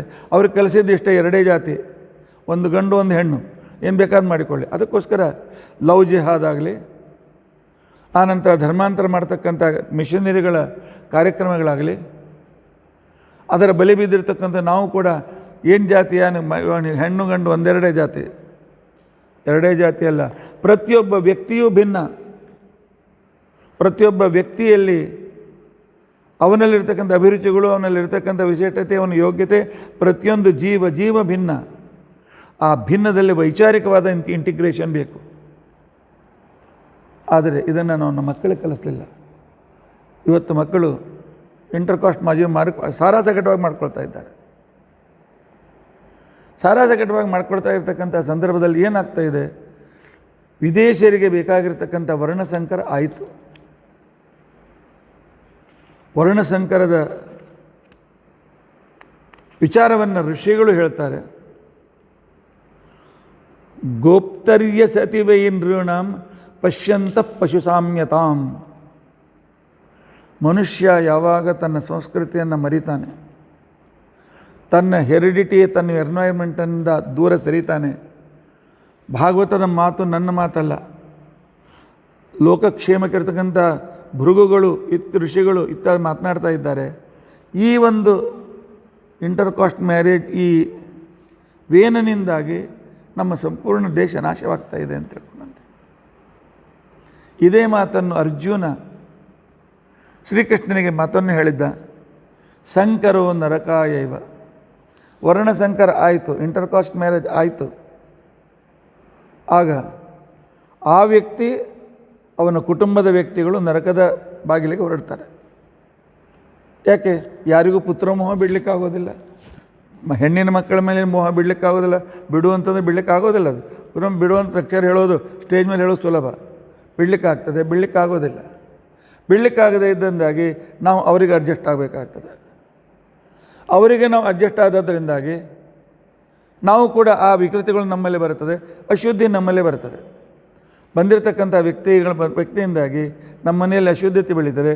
ನಮ್ಮಲ್ಲಿ ಅಶುದ್ಧಿ ಬೆಳೀತು ಅಂತಕೊಂಡಂತಂದರೆ ಪತಂತಿ ಪಿತರೋ ಹೇಷಾಂ ಲುಪ್ತ ಪಿಂಡೋದಕ ಕ್ರಿಯಾ. ನಮ್ಮ ಧರ್ಮವನ್ನು ಇಟ್ಟುಕೊಂಡು ಶ್ರಾದ್ದಾದಿಗಳನ್ನು ಮಾಡಿ ಹಿರಿಯರಿಗೇನು ಪಿಂಡಾದಿಗಳನ್ನು ಕೊಟ್ಟವ್ರನ್ನ ಸದ್ಗತಿ ಕೊಡಬೇಕಾದಂಥ ನಮ್ಮ ಕೆಲಸ ಇರ್ತಲ್ಲ, ಅದರಿಂದ ನಾವು ಚ್ಯುತರಾಗ್ತೇವೆ. ಸಮಾಜದಿಂದ ಇಂಟರ್ಕಾಸ್ಟ್ ಮ್ಯಾರೇಜಿಂದ ಏನಾಯಿತು ಅಂತಿಕೊಂಡು ತೆಗೆಯುವಾಗಿಲ್ಲ. ಸಮಾಜವನ್ನು ನಾವು ಕೆಡಿಸ್ತಾ ಇದ್ದೇವೆ, ಸಮಾಜ ಘಾತಕರು ನಾವು ಆಗ್ತಾ ಇದ್ದೇವೆ. ಈ ರೀತಿಯಾಗಿರ್ತಕ್ಕಂಥ ಒಂದು ಸಂಸ್ಕೃತಿಗೆ ನಾವು ಅನುಮೋದನೆಯನ್ನು ಕೊಟ್ಟು ಅದರ ಜೊತೆಯಲ್ಲಿ ಬಂದು ಬೆಳೀತಾ ಇದ್ದೇವೆ. ಪತಂತಿ ನರ ಪಿತರೋ ಹೇಷಾಂ ಲಿಪ್ತ ಪಿಂಡೋದಕ ಕ್ರಿಯಾ. ಅಷ್ಟೇ ಅಲ್ಲ, ಮುಂದೆ ಅರ್ಜುನ ಹೇಳ್ತಾನೆ, ದೋಷೈರೇತೆ ಹಿ ಕುಲಜ್ಞಾನಾಂ ವರ್ಣಸಂಕರಕಾರಕೈ. ಈ ವರ್ಣಸಂಕರ ಮಾಡ್ತಕ್ಕಂಥವರು ಕುಲನಾಶಕರು. ಅವ್ರದ್ದು ಯಾವುದೋ ಒಂದು ಕ್ಷಣಿಕ ಪ್ರೀತಿ, ಯಾವುದೋ ಒಂದು ಕೆಲವು ಕ್ಷಣದ ಆಕರ್ಷಣೆ. ಆ ಆಕರ್ಷಣೆಗೋಸ್ಕರ ನಮ್ಮ ಮಕ್ಕಳಿಗೆ ನಾವು, ಇದು ತಪ್ಪು ಮಕ್ಕಳದಲ್ಲ, ನಾನು ಸರ್ವತಾ ಇಂದಿನ ಯುವತಿಯರಿಗೆ ದೋಷ ಕೊಡೋದಿಲ್ಲ. ನಾವು ಅವ್ರಿಗೆ ಕೊಟ್ಟ ಎಜುಕೇಷನ್ ತಪ್ಪಿದು. ದಿನಾಲು ಮನೆಯಲ್ಲಿ ಇದ್ರ ಬಗ್ಗೆ ಹೇಳಿದ್ದೇವೆ ನಾವು. ನಮ್ಮ ಸಂಸ್ಕೃತಿ ಎಷ್ಟು ಚೆನ್ನಾಗಿದೆ, ಎಷ್ಟು ದೊಡ್ಡದಿದೆ, ನಮ್ಮ ಋಷಿ ಸಂಸ್ಕೃತಿ ಹೇಗಿದೆ, ನಮ್ಮ ಗ್ರಂಥಗಳು ಹೇಗಿದೆ, ಅದರಲ್ಲಿರ್ತಕ್ಕಂಥ ವೈಶಿಷ್ಟ್ಯ ಏನಿದೆ, ಅದರಲ್ಲಿರ್ತಕ್ಕಂಥ ಜೀವನದ ಲೈಫ್ ಸ್ಟೈಲಿನ ಸ್ಪಷ್ಟತೆ ಏನಿದೆ, ಅದನ್ನು ನಾವು ಕಲಿಸ್ಲಿಲ್ಲ. ಸ್ಕೂಲ್ ಕಾಲೇಜ್ ಅಂತ ಅದು ವಿರುದ್ಧವೇ ಕಳಿಸ್ತದೆ. ಸಿನಿಮಾ ಅಂತೂ ನೀವು ಬೇರೆಯವರನ್ನೇ ಮದುವೆ, 4 ಜನರನ್ನು ಮದುವೆ ಆಗಲಿ, ಈ ಗಂಡ ಬೇಡ, ಆ ಗಂಡ ಬೇಡ, ಈ ಹೆಂಡತಿ ಬೇಡ ಅಂತ ಬೇಡ, ಇದನ್ನೇ ಕಲಿಸ್ತದೆ. ಈಗ ಕಲಿಸ್ಬೇಕಾದದ್ದು ನಾವು ಮನೆಯಲ್ಲೇ. ಅರ್ಜುನ ಹೇಳ್ತಾನೆ, ದೋಷೈರೇತೆ ಕುಲಜ್ಞಾನಂ ವರ್ಣಸಂಕರಕಾರಕೈ. ಈ ವರ್ಣಸಂಕರಕರವಾಗಿರ್ತಕ್ಕಂಥ ಈ ದೋಷಗಳಿಂದ ಉತ್ಸಾದ್ಯಂತೆ ಜಾತಿ ಧರ್ಮ. ಸಾವಿರಾರು ವರ್ಷಗಳಿಂದ ಬಂದಿರತಕ್ಕಂಥ ಏನು ಒಂದು ಉತ್ತಮವಾದ ಧರ್ಮದ ರೀತಿ ನೀತಿ ಕ್ರಮಗಳೇನಿದ್ದು ಸ್ವಾಭಾವಿಕವಾಗಿ ಮನೆಯಲ್ಲಿ ಆಡ್ತಾ ಆಡ್ತಾ ಕಲಿಸಿಬಿಡ್ತಾಯಿದ್ರು, ಆಚರಣೆಗೆ ತೆಗೆದುಕೊಂಡು ಬಂದುಬಿಡ್ತಾಯಿದ್ರು. ಆ ಜಾತಿ ಧರ್ಮಗಳು ಹೊರಟೋಗ್ತದೆ. ಕುಲಧರ್ಮಾಶ್ಚ ಶಾಶ್ವತ. ಎಲ್ಲ ನಮ್ಮ ಕುಲಧರ್ಮಗಳನ್ನು ಮರೆತು ಬಿಡ್ತೇವೆ ನಾವು. ನಮ್ಮ ಹಿರಿಯರು ಯಾವ ಧರ್ಮ ಇಟ್ಕೊಂಡು ಬಂದರು, ಯಾವ ರೀತಿಯಾಗಿ ಬಾಳಿದರು, ಏನು ಎಲ್ಲ ಮರೆತು ಬಿಡ್ತೇವೆ. ಅದರಿಂದ ಮುಂದೆ ಏನಾಗ್ತದೆ, ಉತ್ಸನ್ನ ಕುಲಧರ್ಮಾಣಂ ವರ್ಣಸಂಕರದಿಂದ ಪಿತೃಗಳ ಆಶೀರ್ವಾದವನ್ನು ಕಳೆದುಕೊಳ್ತೇವೆ. ಜಾತಿ ಧರ್ಮ ಹೊರಟೋಗ್ತದೆ, ಕುಲಧರ್ಮ ಹೊರಟೋಗ್ತದೆ. ಕುಲಧರ್ಮ ಹೊರಟೋದ ಕ್ಷಣಕ್ಕೇನೆ ಜನಾರ್ದನ ನರಕೋ ನಿಯತೇ ವಾಸ. ಇಲ್ಲಿಯ ಜೀವನವೂ ನರಕ, ಅಲ್ಲಿಯ ಜೀವನವೂ ನರಕ. ಇಲ್ಲಿ ಜೀವನ ಯಾಕೆ ನರಕ? ಸಮಾಜ ನಮ್ಮನ್ನು ಒಂದು ರೀತಿಯಿಂದ ಸ್ವಲ್ಪ ಜನರು ಸ್ವೀಕಾರ ಮಾಡ್ಬೋದು, ಸ್ವಲ್ಪ ಜನ ಸ್ವೀಕಾರ ಮಾಡದೇ ಇರ್ಬೋದು. ಆನಂತರ ಮದುವೆ ಮಾಡಿಕೊಂಡು ಹೋಗಿರ್ತಕ್ಕಂಥ ಮಗಳು ಮಗನು ವಿಜಾತಿ ಮಾಡತಕ್ಕಂಥ ಅವರಿಗೆ ಒಂದು ಇನ್ಫೆರಿಟಿ ಕಾಂಪ್ಲೆಕ್ಸ್. ಇಲ್ಲ. ಸಮಾಜ ಅದನ್ನು ಸ್ವೀಕಾರ ಮಾಡದೇ ಇದ್ದರೆ ಯಾವ ಸಮಾಜ ಹುಟ್ಟಿರ್ತಾರೋ ಅದನ್ನೇ ದ್ವೇಷ ಮಾಡಲಿಕ್ಕೆ ಪ್ರಾರಂಭ ಮಾಡ್ತಾರೆ. ಇವತ್ತು ಕನ್ವರ್ಟ್ ಆಗಿರ್ತಕ್ಕಂಥವ್ರು ಎಷ್ಟು ನಮ್ಮ ದೇಶವನ್ನು, ನಮ್ಮ ಧರ್ಮವನ್ನು ದ್ವೇಷ ಮಾಡ್ತಾರೆ, ಅಷ್ಟು ಒರಿಜಿನಲ್ ಮುಸ್ಲಿಮರಾಗಲಿ ಒರಿಜಿನಲ್ ಕ್ರಿಶ್ಚಿಯನ್ರಾಗಿ ಮಾಡೋದಿಲ್ಲ. ಯಾಕೆ? ಯಾವಾಗ ಕನ್ವರ್ಟ್ ಆಗಿರ್ತಕ್ಕಂಥವರಲ್ಲಿ ತಮಗೆ ಅವರು ನಾವು ಮಾಡಿದ್ದು ಸರಿ ಅಂತ ಇವರು ಅನ್ನಲಿಲ್ಲ. ನಾವು ಮಾಡಿದಂಥ ಹಿಂದೂಗಳು ಶಾಸ್ತ್ರ ಪ್ರಕಾರ ತಪ್ಪು ಅಂತ ಹೇಳ್ತಾರೆ. ಆದ್ದರಿಂದ ಈ ಸಂಸ್ಕೃತಿಯನ್ನು ದ್ವೇಷ ಮಾಡಲಿಕ್ಕೆ ಪ್ರಾರಂಭ ಮಾಡ್ತಾರೆ. ಈ ದ್ವೇಷ ಸಮಾಜವನ್ನು ವಿಘಟನೆ ಮಾಡ್ತದೆ. ಯಾವ ಸಮಾಜ ಸಾವಿರಾರು ವರ್ಷಗಳಿಂದ ಸುವ್ಯವಸ್ಥಿತವಾಗಿ ನಡೆದುಕೊಂಡು ಬಂದಿದೆ. ಜಗತ್ತಿನ ಎಲ್ಲ ಸಂಸ್ಕೃತಿ ಹೊರಟೋದು. ರೋಮನ್ ಸಂಸ್ಕೃತಿ ಹೋಯಿತು, ಬ್ಯಾಬಿಲೋನ್ ಸಂಸ್ಕೃತಿ ಹೋಯಿತು, ಗ್ರೀಕ್ ಸಂಸ್ಕೃತಿ ಹೋಯಿತು, ಇನ್ನೂ ಎಲ್ಲ ಸಂಸ್ಕೃತಿಗಳು ಹೋದವು. ಉಳಿದ ಸಂಸ್ಕೃತಿಗಳಿರ್ತಕ್ಕಂಥ ಮಿಕ್ಸ್ಚರ್ ಸಂಸ್ಕೃತಿಗಳು, ಯಹೂದಿ ಸಂಸ್ಕೃತಿ ಆಗಲಿ ಮತ್ತೊಂದು ಸಂಸ್ಕೃತಿ, ಮಿಕ್ಸ್ ಸಂಸ್ಕೃತಿಗಳು. ಒಂದೇ ಒಂದು ಶುದ್ಧ ಸಂಸ್ಕೃತಿ ಭಾರತೀಯ ಹಿಂದೂ ಧರ್ಮದ ಸಂಸ್ಕೃತಿ. ವೇದಗಳು ಸಾವಿರಾರು ವರ್ಷಗಳಿಂದ ಬಂದಿರತಕ್ಕಂಥದ್ದು. ಆದರೆ ಇವತ್ತಿನ ಪರಿಸ್ಥಿತಿ ಏನು? ಇವತ್ತಿನ ಪರಿಸ್ಥಿತಿ ಬೇಡ. 12ನೇ ಶತಮಾನದ ಉತ್ತರಾರ್ಧದಲ್ಲಿ ಮ್ಯಾಕ್ಸ್ ಮುಲ್ಲರ್ ನಮ್ಮ ಗ್ರಂಥಗಳನ್ನು ಇಂಗ್ಲೀಷ್ನಲ್ಲಿ ವಿಕೃತವಾಗಿ ಅನುವಾದ ಮಾಡಿ, ಇದರಲ್ಲಿ ಏನಿಲ್ಲ, ಮಳೆಯನ್ನು ಪ್ರಾರ್ಥನೆ ಮಾಡ್ತಾರೆ, ನೀರನ್ನು ಪ್ರಾರ್ಥನೆ ಮಾಡ್ತಾರೆ, ಬಹುಶಃ ಗುಡುಗಿನಿಂದ ಅಂಜಿ ಮಾಡ್ತಿರಬೇಕು, ನೀರು ಬೇಕಾಗಿತ್ತು ನೀರನ್ನು ಪ್ರಾರ್ಥನೆ ಮಾಡ್ತಾರೆ, ಗಾಳಿಯನ್ನು ಪ್ರಾರ್ಥನೆ ಮಾಡ್ತಾರೆ, ಆದರೆ ಅಲ್ಲಿದ್ದ ದೇವರನ್ನು ಪ್ರಾರ್ಥನೆ ಮಾಡ್ತಾರೆ ಅಂತ ಅರ್ಥ ಬರೀಲಿಲ್ಲ ಅವರು. ಆದ್ದರಿಂದಾಗಿ ಕೊನೆಯವರೆಗೆ ಎಲ್ಲಿ ತನಕ ಬಂತು ಅಂತ ತಿಳ್ಕೊಂಡು ಅಂತಂದರೆ, ಇಲ್ಲೆಲ್ಲ ಇಂಡಿಯನ್ಸ್ ಎಲ್ಲರೂ ಬರೀ ಹಾವುಗಾರರು, ಅದು ಋಷಿಗಳೆಲ್ಲ ಆದಿವಾಸಿಗಳು, ಬುದ್ಧಿ ಇಲ್ಲದೆ ಇರತಕ್ಕಂಥವ್ರು ಅನ್ನೋದು ಇವತ್ತಿಗೆ ಇತಿಹಾಸ ಕಲಿಸ್ತಾರೆ ಸ್ಕೂಲ್ ಕಾಲೇಜ್ಗಳಲ್ಲಿ. ಆಗ ಅವನು ಇಷ್ಟೆಲ್ಲ ಮಾಡಿದ ನಂತರ ಕಾರ್ಲೈಲ್ ಅಂತ ತಿಳ್ಕೊಂಡು ಅಂತೇಳಿ ಜರ್ಮನಿನ ಒಬ್ಬ ಮೇಯರ್, ಅವನಿಗೆ ಮ್ಯಾಕ್ಸ್ ಮುಲ್ಲರ್ ಲೆಟರ್ ಬರೀತಾನೆ. ಅವನ ಹೆಂಡತಿ lady Max Muller letters of Max Muller's ಅಂತ ತಿಳ್ಕೊಂಡು 3 ಭಾಗದಲ್ಲಿ ಪ್ರಿಂಟ್ ಮಾಡಿದ್ದ. ಅದೇ ಅವನು ಬರೆದಿರ್ತಕ್ಕಂಥ ಮೇಯರಿಗೆ ಬರೆದಿರ್ತಕ್ಕಂಥ ಅದೇ, ನಾನು ಇಲ್ಲಿ 20-25 ವರ್ಷ ಶ್ರಮಪಟ್ಟು ಇಲ್ಲಿಯ ಹಿಂದೂಗಳಲ್ಲಿ ಭಾರತೀಯರ ವೈದಿಕ ಧರ್ಮದ ಗ್ರಂಥಗಳನ್ನು ಇಂಗ್ಲೀಷ್ನಲ್ಲಿ ನನಗೆ ಮನಸ್ಸಿಗೆ ಬಂದಂತೆ ಅನುವಾದ ಮಾಡಿ ಇವರಿಗೆ ಏನು 33,000 ವರ್ಷದ ಹಿಂದಿನಿಂದಲೂ ಬಂದ, ಯಾಕೆ ಕ್ರಿಶ್ಚಿಯನ್ರು ಕ್ರಿಸ್ತಿಸಕನಿಂದ ಭಾಳ ಹಿಂದೆ ಹೋಗೋದಿಲ್ಲ ಇತಿಹಾಸಕಾರರು, ಅವ್ರದ್ದೊಂದು ಪ್ರಜೋಡಿಸಿದ ಇರೋಲ್ದು. ಯಾಕೆ? ಅವ್ರದ್ದೇನು ಇರ್ತಕ್ಕಂಥ ಒಂದು ಸಂಸ್ಕೃತಿ ಬಹಳ ಕೆಳಗಿನವರೆಗೆ ಬೇರೆಯವರಿತ್ತು, ನಾನು ಅದನ್ನು ಅಪ್ರೂಟ್ ಕಿತ್ತು ಹಾಕಿದ್ದೇನೆ. ಇದು ಮ್ಯಾಕ್ಸ್ ಮುಲ್ಲರ್ನ ಮಾತು. ನಾವ್ಯಾಕೆ ಇದನ್ನು ಅರ್ಥ ಮಾಡ್ಕೊಳ್ಬಾರ್ದು? ಅರ್ಜುನನ ಆ ಎಚ್ಚರವನ್ನು ನಾವ್ಯಾಕೆ ತೆಗೆದುಕೊಳ್ಬಾರ್ದು? ಉತ್ಸಾದ್ಯಂತೆ ಜಾತಿ ಧರ್ಮ ಕುಲಧರ್ಮ ಅಚ್ಚ ಶಾಶ್ವತ. ಮಕ್ಕಳು ಕಲಿಸ್ಬೇಕು. ನೀವು ಒಂದು ಮಾಡಿಕೊಂಡ ವಿಧರ್ಮೀಯ ಮದುವೆಯಿಂದ ಕುಟುಂಬ ಹಾಳಾಗ್ತದೆ, ಸಮಾಜ ಹಾಳಾಗ್ತದೆ, ಸಮಾಜಕ್ಕೆ ವಿಘಟನೆ ಬರ್ತದೆ, ಸಮಾಜದಲ್ಲಿ ಒಂದು ರೀತಿಯಾಗಿರುತ್ತೆ ಉಚ್ಛೃಂಖಲತೆ ಬರ್ತದೆ. ಅವ್ರು ಮಾಡಿದ್ದಾರೆ ನಾನು ಯಾಕೆ ಮಾಡಬಾರ್ದು, ಇವ್ರು ಮಾಡಿದ್ದಾರೆ ನಾನು ಯಾಕೆ ಮಾಡಬಾರ್ದು. ನಾವು ಆದರ್ಶರಾಗ್ತೇವೆ. ತಪ್ಪು ಮಾಡಿದವರೇ ನಾವು ಆದರ್ಶರಾಗ್ತೇವೆ. ಈ ರೀತಿಯಾಗಿರ್ತಕ್ಕಂಥದ್ದನ್ನು ವೇನನಿಂದ ಇದು ಆ ರೀತಿಯಾಗಿರ್ತಕ್ಕಂಥ ಪರಿಸ್ಥಿತಿ ಬಂತು ಅಂತ ತಿಳ್ಕೊಂಡಂತ ಅನ್ನೋದನ್ನು ಭಾಗವತದ ವೇದವ್ಯಾಸ ದೇವರು ಇದನ್ನು ಹೇಳ್ತಾ ಇದ್ದಾರೆ. ಆ ವೇನ ಹೇಗಿದ್ದ? ಸಬಾಲ ಏವ ಪುರುಷ ಮಾತಾಮಹ ಮನುವ್ರತಃ. ಅಸುರ ವಂಶದಿಂದ ಬಂದ ಸುನೀತ, ಅವಳ ಅಪ್ಪ ಮೃತ್ಯು, ಅಧರ್ಮಾಂಶದಿಂದ ಯುಕ್ತನಾಗಿ ಆ ವೇನ ಹುಟ್ಟಿದ. ಬಾಲ್ಯದಿಂದಲೇ ಒಂದು ಕ್ರೂರತನ.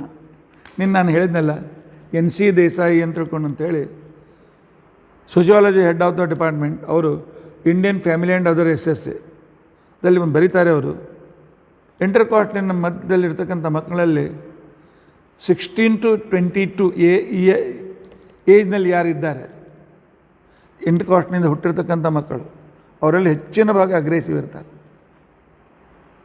ಯೂತ್ ಕ್ರಿಮಿನಾಲಿಟಿ ಅಂತ ತಿಳ್ಕೊಂಡಂತೇನಿದೆ, ಯೂತ್ ಕ್ರಿಮಿನಾಲಿಟಿ, ಅವರು 1,000 ಕ್ರಿಮಿನಲ್ ಯುವಕರನ್ನು ಅಭ್ಯಾಸ ಮಾಡಿ ಈ ನಿರ್ಣಯವನ್ನು ಕೊಟ್ಟಿದ್ದಾರೆ. ಬಾಂಬೆ ಯೂನಿವರ್ಸಿಟಿಯ ಸೋಷಿಯಾಲಜಿ ಡಿಪಾರ್ಟ್ಮೆಂಟ್ ಹೆಡ್ ಅವರು. ಅವರಲ್ಲಿ ಯೂತ್ ಕ್ರಿಮಿನಾಲಿಟಿ ಇಂಥ ಒಂದು ರೀತಿಯಾಗಿರ್ತಕ್ಕಂಥ ಸಂಸ್ಕೃತಿ ಹೀನವಾದ ಮನೆಯಿಂದ ಸಂಸ್ಕೃತಿ ಸಿಕ್ಕದೇ ಇರತಕ್ಕಂಥ ಮತ್ತು ವಿಶಿಷ್ಟ ಬೇರೆ ಸಂಸ್ಕೃತಿಯಿಂದ ಮಿಕ್ಸವಾಗಿರ್ತಕ್ಕಂಥ ಮನೆಯಲ್ಲಿ ಹುಟ್ಟಿದ ಮಕ್ಕಳಲ್ಲಿ ಈ ರೀತಿಯಾಗಿರ್ತಕ್ಕಂಥ ಒಂದು ಕ್ರಿಮಿನಾಲಿಟಿ ಬೆಳೆದು ಬರ್ತಿದೆ ಅಂತ ತಿಳ್ಕೊಂಡು ಅಂತ ಹೇಳಿ ಅವರು ಹೇಳಿದ್ದಾರೆ. ಇದಕ್ಕೆ ಅಪವಾದ ಇಲ್ಲ ಅಂತಿಲ್ಲ, ಭಾಳ ಒಳ್ಳೆ ಮಕ್ಕಳು ಇರ್ಬೋದು, ಅಪವಾದ ಎಲ್ಲ ಕಡೆಗೂ ಇದೆ, ಆದರೆ ಅಪವಾದ ಸಿದ್ಧಾಂತವಾಗೋದಿಲ್ಲ. ಇದನ್ನು ಅರ್ಥ ಮಾಡಿಕೊಳ್ಬೇಕು. ಇನ್ನು ಅಂಬೆಗಾಲು ಹಾಕಿ ಎದ್ದು ನಿಲ್ತಕ್ಕಂಥ ವಯಸ್ಸು, ಯಾವುದಾದ್ರು ಹುಡುಗರು ಸಿಕ್ಕರೆ ಕೂದಲು ಹಿಡಿದು ಜಗ್ಬೇಕು, ಕಲ್ಲು ತೊಗೊಂಡು ತಲೆ ಹೊಡಿಬೇಕು. ಆ ಸಣ್ಣ ವಯಸ್ಸಿನಿಂದಲೇ ವೇನನ ಬಾಲ್ಯಲೀಲೆಗಳು ವರ್ಣನೆ ಮಾಡ್ತಾ ಇದ್ದಾರೆ ಭಾಗವತ್ಕಾರರು. 5-6 ವರ್ಷದ ಹುಡುಗನಾದ ಬಾಲಕನಾದ, ಕೈಲಿ ಖಡ್ಗ ಬಾಣ ಗಿಣ ತೆಗೆದುಕೊಳ್ಳುವುದು, ನಿರುಪದ್ರವಿ ಪ್ರಾಣಿ, ಬೆಕ್ಕು ಹೋಗ್ತಾ ಇತ್ತು ಹೊಡೆದುಕೊಂಡ್ಬಿಡೋದು, ನಾಯಲ್ಲಿ ಕೂತಿತ್ತು ತಲೆ ಹಾಕಿ ಕೊಂಡ್ಬಿಡೋದು, ಸಣ್ಣ ಹುಡುಗರು ಕಾಣಿಸಿದ್ರೆ ಬಾಯ ನೂಕ್ಬಿಡೋದು. ಕ್ರೂರತನವನ್ನೇ ಮೂರ್ತಿಮತ್ತಾಗಿ ಬಂದಿರತಕ್ಕಂಥ ವ್ಯಕ್ತಿ, ಅದು ಕ್ರಾಸ್ ಹೆರಿಡಿಟಿಯಿಂದ ಬಂದ ವ್ಯಕ್ತಿ ಇವನು. ಆಟ ಆಡ್ತಾ ಇರುವಾಗ ಮಿತ್ರರು ಗಿತ್ರರು ನೋಡದೆ ರಸ್ತೆಯಲ್ಲಿ ಅವರನ್ನು ಕೊಂದುಬಿಡ್ತಿದ್ದ. ಆ ನಂತರ ಅವರ ಮೇಲೆ ಪ್ರಾಣ ಹೋಗುವಷ್ಟು ಪ್ರಹಾರ ಮಾಡ್ತಾ ಇದ್ದ. ಏನು ನಾನು ರಾಜನ ಮಗ, ನಾ ಮಾಡಿದ್ದು ನಡೀತದೆ, ಹಮ್ ಕರೆ ಸ್ವರಾಜ್ ಬಸ್, ಆ ರೀತಿಯಾಗಿರ್ತಕ್ಕಂಥ ರೀತಿಯಲ್ಲಿದ್ದ. ಅಂಗ ಬೇಕಾದಷ್ಟು ಪ್ರಯತ್ನ ಮಾಡಿದ. ಸ್ವಲ್ಪ 15-16 ವರ್ಷದವನಾದ ವೇನ ಹೆಣ್ಮಕ್ಕಳ ಮೇಲೆ ಪೀಡೆ ಕೊಡ್ಲಿಕ್ಕೆ ಚಾಲು ಮಾಡಿದ. ಯಾರು ಅಂತನೂ ನೋಡ್ತಿರಲಿಲ್ಲ, ಹೋಗಿ ಅವರನ್ನು ಅನೇಕ ರೀತಿಯಿಂದ ರಾಜಪುತ್ರ. ಆಗ ಅಂಗ ಹೇಳ್ತಾನೆ, ಇಂಥ ಕೆಟ್ಟ ಮಕ್ಕಳು ಹುಟ್ಟುವ ಬದಲಾಗಿ ಮಕ್ಕಳು ಇಲ್ಲದೇ ಇರುವುದೇ ಭಾಳ ಒಳ್ಳೆಯದು ಅಂತ ಕೊಂಡ್ತಾರೆ. ನನ್ನ ಮಕ್ಕಳು ಕೆಟ್ಟ ಕೆಲಸ ಮಾಡ್ತಾ ಇದ್ದಾರೆ, ನನ್ನ ಮಕ್ಕಳು ಧರ್ಮ ಬಿಟ್ಟಿದ್ದಾರೆ, ಧರ್ಮ ಬಿಟ್ಟರೆ ಧರ್ಮ ಏವ ಹತೋಹಂತಿ, ಧರ್ಮ ಬಿಟ್ಟರೆ ನಮ್ದು ಎಷ್ಟು ನಮ್ಮ ಜೀವನ ಹಾಳಾಗ್ತದೆ ಅಂತ ತಿಳ್ಕೊಂಡಂತನ್ನುವ ಭಗವದ್ಗೀತೆಯ ಮಾತು ಗೊತ್ತಿಲ್ಲದೆ ಅವ್ರೇನು ಕೆಟ್ಟ ಕೆಲಸ ಮಾಡ್ತಾರೆ, ನನ್ನ ಮಕ್ಕಳು ಕೆಟ್ಟ ಕೆಲಸ ಮಾಡ್ತಾರೆ ಅಂತ ದುಃಖದಿಂದ ಆದ್ರೂ ಮುಕ್ತರಾಗಿರ್ತೇವೆ. ಆಯಿತು, ಪರಮಾತ್ಮ ನೀನೇ ನಮ್ಮ ಪುತ್ರಪ್ಪ, ವಾಯುದೇವರೇ ನಮ್ಮ ಮಕ್ಕಳು ನೀವು ಅಂತ ಉಪನಿಷತ್ನಲ್ಲಿ ಹೇಳ್ತಾರೆ. ಮಕ್ಕಳು ಇಲ್ಲದೆ ಇರ್ತಕ್ಕಂಥವ್ರು ವಾಯುದೇವರನ್ನೇ ಮಗ ಅಂತ ತಿಳ್ಕೊಳ್ಬೇಕಂತ. ಶಿಶು ಬ್ರಾಹ್ಮಣದಲ್ಲಿ ಬರ್ತದೆ, ಪರಮಾತ್ಮ ಅಪ್ಪ, ವಾಯುದೇವರ ಮಗ. ಅದಕ್ಕೋಸ್ಕರ ಅಂತಾನೆ ಪ್ರಾಯೇಣ ಅಭ್ಯರ್ಚಿತೋ ದೇವೋ ಏ ಅಪ್ರಜಾಹ ಗ್ರಹ ಮೇಧಿನಃ. ಯಾರಿಗೆ ದುಷ್ಟ ಮಕ್ಕಳು ಹುಟ್ಟಿಲ್ಲ, ಮಕ್ಕಳೇ ಇಲ್ಲ, ಬಹುಶಃ ದೇವರಿಗೆ ವಿಶೇಷ ಪ್ರಾರ್ಥನೆ ಮಾಡಿದ್ದಾರೆ ಅವರು. ಕದಪತ್ಯ ಕೃತಂ ದುಃಖಂ, ದುಷ್ಟ ಮಕ್ಕಳಿಂದ ಬಂದ ದುಃಖ ಮಾತ್ರ ಅವರಿಗೆ ಸಿಗಲಿಲ್ಲಲ್ಲ, ಅವರು ಪುಣ್ಯವಂತರು. ಇದು ಯಾರ ಮಾತಿದು? ಧ್ರುವನ ವಂಶದಲ್ಲಿ ಬಂದಿರತಕ್ಕಂತಹ ಅಂಗನ ಮಾತು. ಇದೇನು ಭಾಗವತದ ಮಹಾತ್ಮೆಯ ಆರಂಭದಲ್ಲಿ ಆತ್ಮದೇವನು ಹೇಳ್ತಾನೆ, ಧುಂದುಕಾರಿ ಮಾಡಿರ್ತಕ್ಕಂಥ ಅನೇಕ ಜಗತ್ಪೀಡೆಯನ್ನು ಕಂಡು ಅವನು ಹೇಳ್ತಾನೆ, ಒಂದೆತ್ತಂತೂ ಸಮೀಚೀನಂ ದುಷ್ಪುತ್ರೋ ದುಃಖದಾಯಕ. ನನ್ನ ಹೆಂಡತಿ ಬಂಜೆಯಾಗಿದ್ದರೂ ಪರವಾಗಿರಲಿಲ್ಲ, ಈ ಕೆಟ್ಟ ಮಗನಿಂದಾಗಿ ಇನ್ನೊಂದು ಸಂಪೂರ್ಣ ನಮ್ಮ ಪಿತೃಗಳೂ ಪತಿತರಾಗ್ತೇವೆ, ನಾವು ಪತಿತರಾಗ್ತೇವೆ. ಯಾಕೆ? ಮೋಹ ಸುಲಭವಾಗಿ ಬಿಡಲಿಕ್ಕೆ ಆಗೋದಿಲ್ಲ. ದುರ್ಯೋಧನ ಮೇಲಿನ ಮೋಹದಿಂದ ಧೃತರಾಷ್ಟ್ರನ ವೇದವ್ಯಾಸ ದೇವರ ಮಗ, ಅವನ ಮಾನಸಿ ಪುತ್ರ ಆದರೂ ಕೂಡ ಅವನ ಗತಿ ಏನಾಯಿತು? ಮೋಹ ಬಿಡಲಿಕ್ಕಾಗೋದಿಲ್ಲ. ಮೋಹಕ್ಕೊಳಗಾಗರು ಮಾಡುವ ಅನ್ಯಾಯಕ್ಕೆ ನಾವು ಮಾಡ್ತೇವೆ. ಕಠೋರವಾಗಿ ನನಗೂ ನಿನಗೂ ಸಂಬಂಧ ಇಲ್ಲ ಅಂತ ಹೇಳ್ತಕ್ಕಂಥ ಧೈರ್ಯ ನಮ್ಮಲ್ಲಿ ಇಲ್ಲ. ಬಯಸೋದು ಸ್ವಲ್ಪ, ಅದಕ್ಕೋಸ್ಕರ ಭಾಳ ತಯಾರಿ ಬೇಕಾಗ್ತದೆ. ಆದ್ದರಿಂದಾಗಿ ಮೃತ್ಯುರ್ದೇವೋ ಯಮಭ್ರಾತ, ಆಚಾರ್ಯ ಇದನ್ನು ಕೊಡ್ತಾರೆ. ದುಷ್ಟನಾದ ಅಧಾರ್ಮಿಕನಾಗಿರ್ತಕ್ಕಂಥ ಮಕ್ಕಳಿಂದಾಗಿ ತಂದೆ ತಾಯಿಗಳಿಗೂ ಬೇಡಿ ಆಗ್ತದೆ, ತಂದೆ ತಾಯಿಗಳಿಗೆ ಅಪಕೀರ್ತಿ ಬರ್ತದೆ. ಕೆಟ್ಟತನ ಮಾಡುವಾಗ ನಾವು ವಿಚಾರ ಮಾಡೋದಿಲ್ಲ, ನಾನು ಕೆಟ್ಟ ಕೆಲಸ ಮಾಡಿದರೆ ನಿಮ್ಮ ಮಗ ಹೀಗಿದ್ದ ನೋಡು ಅಂತೇಳಿ ನಮ್ಮ ತಂದೆ ತಾಯಿಗೆ ಬೈತಾರೆ. ನಮ್ಮ ತಂದೆ ತಾಯಿಗಳ ಕೀರ್ತಿಯನ್ನು ಕೆಡಿಸಿದ, ನೋಡ್ರಿ ನಿಮ್ಮ ಮಗ ಹಿಂಗೆ ಅವನು ಯಾವುದೋ ಬೇರೆ ಹುಡುಗಿ ಜೋಡಿ ಓಡಿ ಹೋದ, ನಿಮ್ಮ ಮಗಳು ಅವ್ನು ಇನ್ನೊಬ್ಬರ ಜೋಡಿ ಓಡೋದ್ಲು ಅಂತೇಳಿ ಸಭ್ಯ ಸಮಾಜದ ಮಾತನಾಡೋ ಆರದೇ ಇದ್ದರೂ ಕೂಡ ಉಳಿದವರು ಟೀಕೆ ಮಾಡ್ತಾರೆ. ನಾವೇನೋ ಒಂದು ಆಕರ್ಷಣೆಯಿಂದ ಮನೆಯಿಂದ ಓಡಿ ಹೋಗಿ ವಾಟ್ಸಪ್ನಲ್ಲಿ ನಾನು ಇಂಥ ಜೊತೆ ಓಡಿ ಹೋಗಿದ್ದೇನೆ, ನನ್ನ ದಾರಿ ಕಾಯಬೇಡಿ ಅಂತ ತಿಳ್ಕೊಂಡಂತ ಕಳಿಸ್ಬಿಡ್ತಾರೆ. ಆದರೆ ತಂದೆ ತಾಯಿಗಳ ಮೇಲೆ 9 ತಿಂಗಳು ಹೊತ್ತು ಬೆಳೆಸಿ ಬಾಲ್ಯದಲ್ಲಿ ಎಲ್ಲ ರೀತಿಯಿಂದ ಖರ್ಚು ಮಾಡಿ ಅವರ ಮೇಲೆ ಪ್ರಾಣವನ್ನು ಕೊಟ್ಟು ತಾವು ಉಪವಾಸ ಇದ್ದು ಅವ್ರ ಹೊಟ್ಟೆಗೆ ಹಾಕಿ ಬೆಳೆಸಿರ್ತಕ್ಕಂಥ ತಂದೆ ತಾಯಿಗಳನ್ನು ಒಂದೇ ಕ್ಷಣದಲ್ಲಿ ಸಂಬಂಧ ಕಟ್ಟಾಗ್ತದೆ. ಇಂಥ ಆ ಒಂದು ದುಷ್ಟತೆ ನಮ್ಮ ಸಂಸ್ಕೃತಿಯಲ್ಲಿ ಬೆಳೆದ ಮಕ್ಕಳಲ್ಲಿ ಬರಬೇಕೆ? ವೇದವ್ಯಾಸ ದೇವರಂತ ಅಂಗ ಹೇಳ್ತಾ ಇದ್ದಾನೆ, ಮಹಾ ತಂದೆ ತಾಯಿಗಳಿಗೆ ಅಪಕೀರ್ತಿ, ಸಮಾಜದಿಂದ ಬಹಿಷ್ಕಾರ್ಯ, ಆ ನಂತರ ವಯಸ್ಸಾದ ಮೇಲೆ ಯಾರು ನೋಡ್ಕೊಳ್ಳೋರಿಲ್ಲ ಅಂತ ತಿಳ್ಕೊಂಡಂಥೇಳಿ ಅಂತಕ್ಕಂಥ ಒಂದು ಮನೋರೋಗ. ಒಬ್ಬ ವ್ಯಕ್ತಿ ತಾನು ತನ್ನ ಧರ್ಮವನ್ನು ಬಿಟ್ಟು ಇನ್ನೊಬ್ಬ ಧರ್ಮದ ಜೊತೆಗೆ ಬೇರೆಯಾಗಿ ಹೋದರೆ ಆಗ್ತಕ್ಕಂಥ ವಿಕೃತಿಯನ್ನು ಭಾಗವತ ಎಣಿಸ್ತಾ ಇದೆ. ಒಂದು ಅಪಕೀರ್ತಿ, ಸಮಾಜದಲ್ಲಿ ಒಂದು ಒಳ್ಳೆಯ ಸ್ಥಾನ ಪಡೆದಿರ್ತಕ್ಕಂಥವರಿಗೆ ಅಪಕೀರ್ತಿ ಅಂದರೆ ಅದೊಂದು ಮರಣ. ಬದೇ ಭಗವದ್ಗೀತೆ ಸಂಭಾವಿತಶ್ಚ ಅಕೀರ್ತಿ ಮರಣಾತ್ ಅತಿರಿಚ್ಯತೆ ಕೃಷ್ಣ ಹೇಳ್ತಾನೆ. ಒಂದು ವಿಶಿಷ್ಟವಾದ ಒಂದು ಸಂಸ್ಕಾರದಿಂದ ಬಂದ ಕುಲಕ್ಕೆ ಬಂದ ಅಪಕೀರ್ತಿ ಅಂತ ತಿಳ್ಕೊಂಡಂತೇನಿದೆ, ಇದು ಮರಣಕ್ಕಿಂತಲೂ ಭಾಳ ಕೆಟ್ಟದ್ದು. ಒಂದು. ಎರಡನೇದು ಸಮಾಜದ ಬಹಿಷ್ಕಾರ. 4 ಜನ ಧರ್ಮ ಇಲ್ಲದ ಸ್ವೀಕಾರ ಮಾಡೋದು, ಆದರೆ ಧರ್ಮದಿಂದ ಇರ್ತಕ್ಕಂಥವ್ರು ಏನಾದರೂ ಇವರನ್ನು ಸ್ವಲ್ಪ ಪ್ರತ್ಯೇಕವಾಗಿ ನೋಡ್ತಾರೆ. ಯಾಕೆ? ಅವರ ಆ ಸಂಪರ್ಕದ ದೋಷ ನಮಗೆ ಬರಬಾರ್ದು ಅಂತ ತಿಳ್ಕೊಂಡು, ಅದರಲ್ಲಿ ಏನು ತಪ್ಪಿಲ್ಲ. ಈಗ ಸಂಕ್ರಮಣದಲ್ಲಿ, ಕೊರೋನಾದಲ್ಲಿ ಇನ್ನೊಬ್ಬರ ಸಂಪರ್ಕದಿಂದ ದೂರ ಇದ್ದೇವೆ. ಅದೇ ರೀತಿಯಾಗಿ ಧರ್ಮದಲ್ಲಿಯೂ ಕೂಡ ಹಿಂದಿನ ಕಾಲದ ಧರ್ಮ ಬಿಟ್ಟವ್ರ ಜೊತೆಗೆ ಇದೇ ರೀತಿ ವ್ಯವಹಾರ ಇತ್ತು. ಈಗ ಎಲ್ಲರೂ ಧರ್ಮ ಬಿಟ್ಟವರು ಹೆಚ್ಚಾಗಿದ್ದರಿಂದಾಗಿ ವ್ಯವಹಾರ ಕಡಿಮೆ ಆಗಿದೆ. ಇರಲಿ, ಆದರೂ ಕೂಡ ಆ ಒಂದು ಪೊಲ್ಯೂಷನ್, ವೈಚಾರಿಕ ಪೊಲ್ಯೂಷನ್ ಬರಬಾರ್ದು ಅಂತ ಅನ್ನೋದಕ್ಕೋಸ್ಕರ ಆ ರೀತಿಯಾಗಿರ್ತಕ್ಕಂಥ ಡಿಸ್ಟೆನ್ಸನ್ನು ಕಾಯ್ದುಕೊಳ್ತಕ್ಕಂಥ ಸಂದರ್ಭವೇ ಇತ್ತು. ಅಷ್ಟೇ ಅಲ್ಲ, ಯಥೋ ವಿರೋಧ ಸರ್ವೇಷಾಂ ಯತ ಆದಿರನಂತಕಃ. ಈ ಮನೋರೋಗ ಸಮಾಜದಲ್ಲಿ ನಮಗೆ ಅಪಕೀರ್ತಿ ಬಂತು. ಸ್ವಾಮಿಗಳು ದೊಡ್ಡವರೆಲ್ಲರೂ ಕೂಡ ನಮ್ಮನ್ನು ಸ್ವಲ್ಪ ತಪ್ಪಾಯಿತು ಅಂತ ತಿಳ್ಕೊಂಡು ದೂರ ಇಟ್ಟರು. ಎದುರಿಗೆ ಹೇಳಿದೆ, ಈಗಿನ ಕಾಲಕ್ಕೆ ಯಾರು ಹೇಳೋದು ಮೊದಲು ಬಹಿಷ್ಕಾರ ಆಗ್ತಿದ್ರು. ಈಗ ಸಮಾಜ ಉಳಿಸಬೇಕಾಗಿದೆ, ಅದರಿಂದ ಹೇಳೋದಿಲ್ಲ. ಆದರೂ ಅವ್ರ ಮನಸ್ಸಿನಲ್ಲಿದ್ದೇ ಇರ್ತದೆ, ಇವರು ಅಧರ್ಮವನ್ನು ಮಾಡಿದ್ದಾರೆ ಅಂತ ತಿಳ್ಕೊಂಡು ಅಂತೇಳಿ. ಗುರುಗಳ ಮನಸ್ಸಿನಲ್ಲಿ ಅಧರ್ಮ ಮಾಡಿದ್ದಾರೆ ಅಂತ ಬಂದರೂ ಕೂಡ ಸಾಕು, ನಮಗೆ ಪಾಪ ಬರ್ತದೆ. ಇದು ಯತ ಆದಿ ಅನಂತಕಃ ಭಾಗವತದ ಶ್ಲೋಕ ಇದು. ಈ ಮನೋರೋಗ ಅಂತ ತಿಳ್ಕೊಂಡಂತೇನಿದೆಯಲ್ಲ, ಕೆಟ್ಟ ಮಕ್ಕಳಿಂದ ಬರತಕ್ಕಂಥ ಅಪಕೀರ್ತಿ ರೂಪವಾದ ಮನೋರೋಗ ಅಂತ ತಿಳ್ಕೊಂಡಂತೇನಿದೆಯಲ್ಲ, ಈ ಮನೋರೋಗ ಸಾಯುವವರೆಗೂ ಹೋಗೋದಿಲ್ಲ. ನಾವು ಅಡ್ಜಸ್ಟ್ ಆಗಿಬಿಡ್ತೇವೆ, ಕೋಆಪ್ರೇಟ್ ಮಾಡ್ತೀವಿ ಅಂತಂದರೂ ಕೂಡ ನಮ್ಮ ಕಾನ್ಷಿಯಸ್ ಯಾವಾಗಲೂ ಬೈಟ್ ಮಾಡ್ತಾ ಇರ್ತದೆ. ಇದು ನನ್ನ ಮಾತಲ್ಲ. ಆದ್ದರಿಂದಾಗಿ ಇಂಥ ಮಕ್ಕಳು ಪೂರಾ ತಮ್ಮ ಸಮಾಜವನ್ನು ದೂಷಿತಗೊಳಿಸ್ತಾರೆ, ತಮ್ಮ ದೇಶವನ್ನು ದೂಷಿತಗೊಳಿಸ್ತಾರೆ. ಮತ್ತು ಇಂಥ ಮಕ್ಕಳು ಹೇಗಿರ್ತಾರೆ ಅಂತ ತಿಳ್ಕೊಂಡಂತಂದರೆ ಭಾಗವತ ವರ್ಣನೆ ಮಾಡ್ತಾರೆ. ಇವರು ಬಿಸಿ ತುಪ್ಪದಂತೆ, ಬಿಸಿ ಬಾಯಲ್ಲಿ ತುಪ್ಪ ಹಾಕ್ಕೊಂಡ ನಾಲ್ಗೆ ಸುಡ್ಲಿಕ್ಕತ್ತದೆ. ಉಗುಳಬೇಕು ಅಂತ ಕೂಡ ಅಂದರೆ ಬೆಲೆಬಾಳು ತುಪ್ಪ, 4 ಮಂದಿ ಎದುರಿಗೆ ಉಗುಳಲಿಕ್ಕಾಗೋದಿಲ್ಲ, ನುಂಗಿದ್ರೆ ಗಂಟೆ ಸುಟ್ಟು ಹೋಗ್ತದೆ. ಈ ಧರ್ಮ ಸಂಕಟದಲ್ಲಿ ಬಿದ್ದು ಮಕ್ಕಳ ಈ ಅಧಾರ್ಮಿಕ ಮಕ್ಕಳಿಂದ ಆಗಿರ್ತಕ್ಕಂಥ ದುಃಖವನ್ನು ತಂದೆ ತಾಯಿಗಳು ಅನುಭವಿಸ್ತಾ ಇರ್ತಾರೆ. ಇಟ್ಕೊಳ್ಳಿಕ್ಕೂ ಆಗೋದಿಲ್ಲ, ಬಿಡಲಿಕ್ಕೂ ಆಗೋದಿಲ್ಲ. ಕೊನೆಗೆ ಹಂಗೆ ಹೇಳ್ತಾನೆ, ಒಮ್ಮೊಮ್ಮೆ ಪರಮಾತ್ಮ ಇಂಥ ಮಕ್ಕಳನ್ನು ಕೊಡ್ತಾನೆ. ಯಾಕೆ ಅಂತ ತಿಳ್ಕೊಂಡಂತೆ ನಮ್ಮನ್ನು ಉದ್ಧಾರ ಮಾಡಬೇಕಾಗ್ತದೆ. ಈ ಸಂಸಾರಗಳು ಏನು ಅರ್ಥ ಇಲ್ಲಪ್ಪ, ಬೇಡ ಇಂಥರ ಸಂಪರ್ಕ ಬೇಡ ಅಂತ ತಿಳ್ಕೊಂಡಂತೇಳಿ ವೈರಾಗ್ಯ ಬರುವುದಕ್ಕೋಸ್ಕರವೂ ಕೂಡ ಪರಮಾತ್ಮ ಈ ರೀತಿಯಾಗಿರ್ತಕ್ಕಂಥ ಮಕ್ಕಳನ್ನು ಕೊಡ್ತಾನೆ ಅಂಥೇಳಿ ಹಂಗೆ ಹೇಳ್ತಾ ಇದ್ದಾನೆ.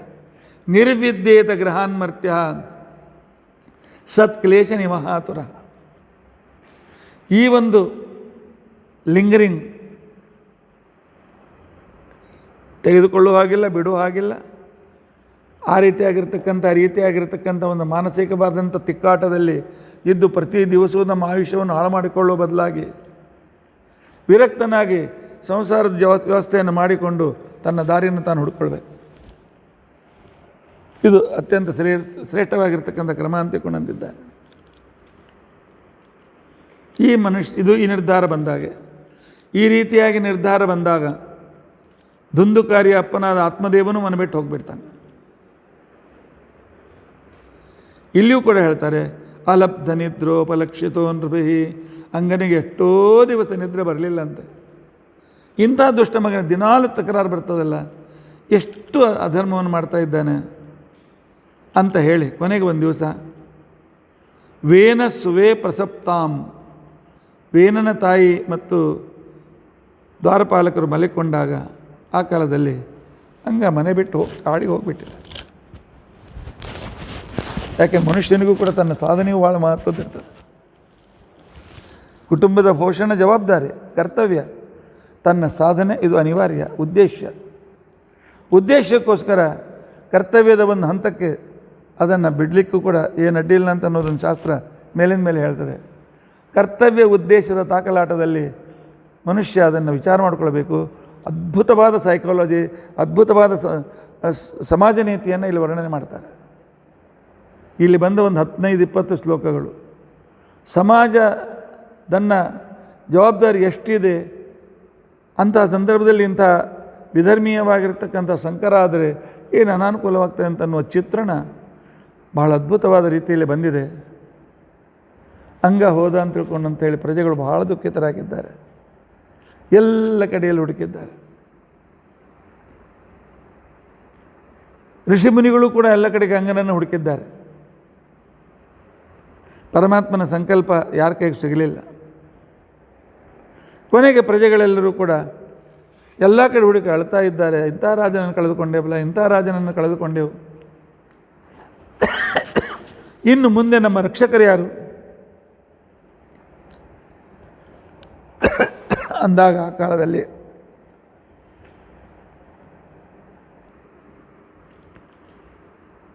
ಕೊನೆಗೆ ರಾಜ ಸಿಗಲಿಲ್ಲ.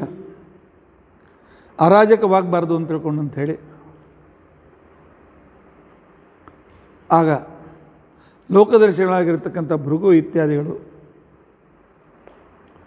ವಿಚಾರ ಮಾಡಿ ಕೊನೆಗೆ ಕುರುಡನ್ಕಿಂತ ಮೆಳ್ಳ ಶ್ರೇಷ್ಠ ಅಂತ ತಿಳ್ಕೊಂಡು ಅಂಥೇಳಿ ಅರಾಜಕವಾದರೆ ದಸ್ಯುಗಳು ಹೆಚ್ಚಾಗ್ತಾರೆ, ಕಳ್ಳಕಾಕರು ವಿದೇಶಿ ಆಕ್ರಮಣಕಾರರು ಹೆಚ್ಚಾಗ್ತಾರೆ, ರಾಜ್ಯ ರಕ್ಷಣೆ ಮಾಡೋದೊಂದು ಜವಾಬ್ದಾರಿ ಅಂತ ತಿಳ್ಕೊಂಡು ಅಂಥೇಳಿ ಆ ಕಾಲದಲ್ಲಿ ಈ ವೇನನನ್ನೇ ರಾಜನನ್ನಾಗಿ ಕೂಡಿಸಿದ್ದಾರೆ.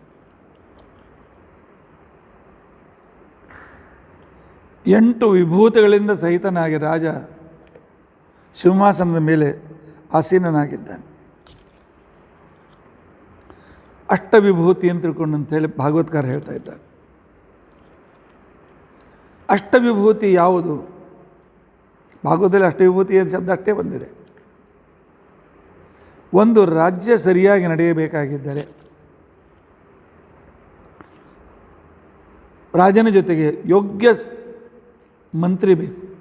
ಮಂತ್ರಿ ಅಂದರೆ ಮಂತ್ರಣ, ಪ್ಲ್ಯಾನಿಂಗ್, ಇಂಟರ್ನಲ್ ದೇಶದ ಪ್ಲ್ಯಾನಿಂಗ್, ಆನಂತರ ಎಕ್ಸ್ಟರ್ನಲ್ ಅಫೇರ್ಸ್ ಪ್ಲ್ಯಾನಿಂಗ್ ಇತ್ಯಾದಿಗಳನ್ನೆಲ್ಲ ಪ್ಲ್ಯಾನಿಂಗ್ ಮಾಡಿ ಸಲಹೆ ಕೊಡ್ತಕ್ಕಂಥವನು ಮಂತ್ರಿ ಅಂತ ಅನ್ಸ್ಕೊಳ್ತಾನೆ. ಸರ್ವಸಾಮಾನ್ಯವಾಗಿ ಹಿಂದಿನ ಕಾಲದಲ್ಲಿ ಮಂತ್ರಿಗಳೆಲ್ಲ ಋಷಿ ಮುನಿ ಬ್ರಾಹ್ಮಣರು ವೇದವೇತ್ತರಾಗಿರ್ತಾ ಇದ್ದರು. ನಂಬರ್ 2 ಅಮಾತ್ಯ, ಮಂತ್ರಣೆ ಮಾಡಿ ರಾಜ ಮತ್ತು ಮಂತ್ರಿ ನಿರ್ಧಾರ ಮಾಡಿದ್ದನ್ನು ಇಂಪ್ಲಿಮೆಂಟೇಷನ್ ಮಾಡ್ತಕ್ಕಂಥ ಅಧಿಕಾರಿ.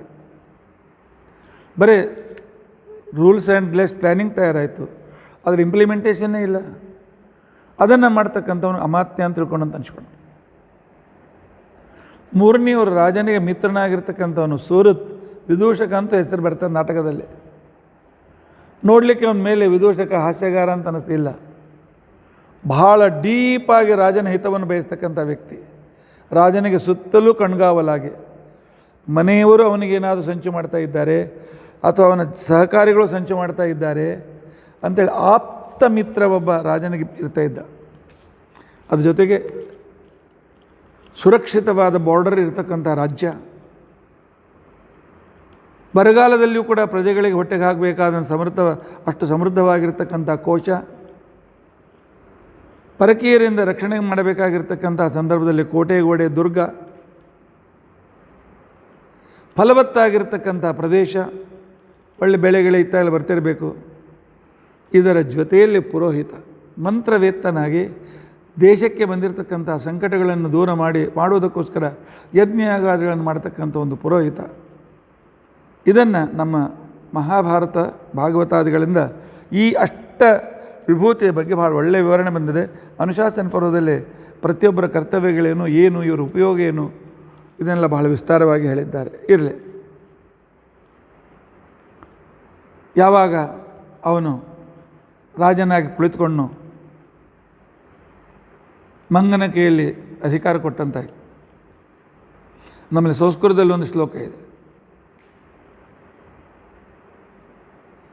ಒಂದು ಮಂಗ ಇತ್ತಂತೆ, ಮೊದಲೇ ಚಂಚಲ. ಯಾರೋ ಒಬ್ಬರು ಸ್ವಲ್ಪ ಅದಕ್ಕೆ ಸೆರೆ ಕುಡಿಸಿದ್ರಂತೆ, ಹೆಂಡ ಲಿಕರ್ ಕುಡಿಸಿದ್ರಂತೆ. ಮರ್ಕಟಸ್ಯ ಸುರಾಪಾನ. ಮೊದಲೇ ಮಂಗ ಚಂಚಲ, ಆದರೆ ಕುಡಿದ ಮೇಲೆ ಅದ್ರ ಹಣೆ ಬರೇನು. ಅಷ್ಟರಲ್ಲಿ ಅದಕ್ಕೊಂದೇನು ಚೇಳು ಬೇರೆ ಕಚ್ತಂತೆ. ಆಯ್ತು, ನನ್ನ ಮನಸ್ಸಿಗೆ ಬಂದಾಗ ಬಿಂದಾಸ್ ವ್ಯವಹಾರವನ್ನು ಮಾಡ್ತಾ ಇದ್ದಾನೆ. ಪಂಚತಂತ್ರ ಹೇಳ್ತಾರೆ, ಯೌವನಂ ಧನ ಸಂಪತ್ತಿ ಪ್ರಭುತ್ವಂ ಅವಿವೇಕಿತ. ಮೊದಲೇದು ಮಾರ್ಗದರ್ಶನವಿಲ್ಲದ ತಾರುಣ್ಯ. ಮಾರ್ಗದರ್ಶಕರಿದ್ದರೆ ತರುಣ ಒಳ್ಳೆ ಉತ್ತಮ ರೀತಿಯಿಂದ ಮುಂದೆ ಬರ್ತಾನೆ.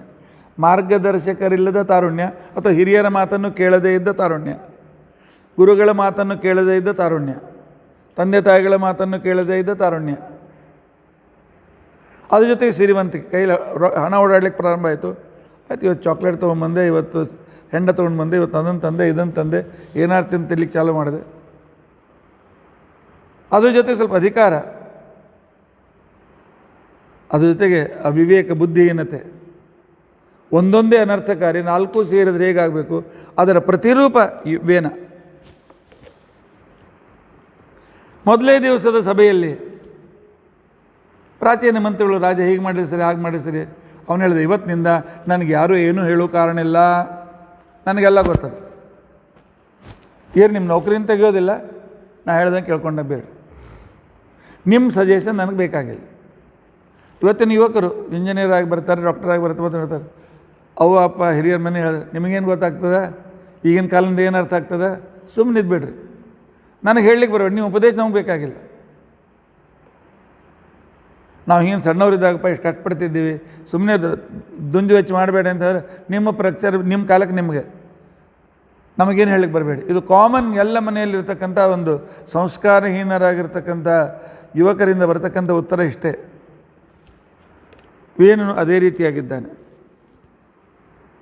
ಆನಂತರ ಸಂಪೂರ್ಣ ರಾಜ್ಯದಲ್ಲಿ ಡಂಗುರವನ್ನು ಸಾರಿದ. ನನ್ನ ರಾಜ್ಯದಲ್ಲಿದ್ದ ಎಲ್ಲ ದೇವಾಲಯದಲ್ಲಿರ್ತಕ್ಕಂತಹ ಮೂರ್ತಿಗಳನ್ನು ತೆಗೆದು ಅಲ್ಲಿ ನನ್ನ ಮೂರ್ತಿಯನ್ನು ಸ್ಥಾಪನೆ ಮಾಡಿ, ಬಹುಶಃ ಮಾಯಾವತಿ, ಆನಂತರ ಈ ಕಡೆ ತಮಿಳುನಾಡಿನಲ್ಲಿ ಕೆ ರಾಮಚಂದ್ರನ್, ಜಯಲಲಿತಾ ಇತ್ಯಾದಿಗಳೆಲ್ಲ ಬಹುಶಃ ಈ ವೇನನಿಂದಲೇ ಶಿಕ್ಷಣ ಪಡೆದಿದ್ದರು ಅಂತ ಕಾಣಿಸ್ತದೆ. ತಾವು ಜೀವಂತಿದ್ದಾಗೆ ತಮ್ಮ ಮೂರ್ತಿಗಳನ್ನು ಮಾಡಿಸಿಕೊಂಡಿರ್ತಕ್ಕಂಥ ವ್ಯಕ್ತಿಗಳು. ವೇನ ಇದು ಮೊದಲೇ ಆರ್ಡರ್ ಮಾಡಿದ. ಎರಡನೇದ್ದು, ಎಲ್ಲ ಕಡೆಯಲ್ಲಿ ನನ್ನ ಪೂಜೆ ನಡೀಬೇಕು. ಋಷಿ ಮುನಿಗಳು ಎಲ್ಲರಿಗೂ ಹೇಳಿ ಕಳಿಸಿದ, ನನ್ನ ಹೆಸರಿನೆಲ್ಲ ಆಹುತಿ, ಇಂದ್ರ ಇಲ್ಲ, ಅಗ್ನಿ ಇಲ್ಲ, ಮತ್ತೊಬ್ಬಿಲ್ಲ, ಮುಗಿದೊಬ್ಬಿಲ್ಲ. ವೇನಾಯ ಸ್ವಹ ವೇನಾಯುಧನ್ನಮ. ದೇವರ ಹೆಸರು ತೆಗೆದುಕೊಂಡು ತಲೆ ಹಾರಿಸ್ತಾನೆ. ಇಂಥ ಒಂದು ನಾಸ್ತಿಕ ವ್ಯಕ್ತಿ ಇದ್ದಾಗ ಹೆಸರು ತೆಗೆದುಕೊಂಡ್ರೆ ರಾಜನಿಗೆ ಗೊತ್ತಾರೆ ಕೊಲ್ತಾನೇನು ಮಾಡಬೇಕು. ದೇವ್ರ ಹೆಸರು ತೆಗೆದುಕೊಳ್ಳೋದು ಊಟ ಮಾಡೋದಿಲ್ಲ ಅಂತ ಎಷ್ಟೋ ಜನರಿದ್ದರು. ಅವರೊಂದು ಉಪಾಯ ಹೊಡಿದರು.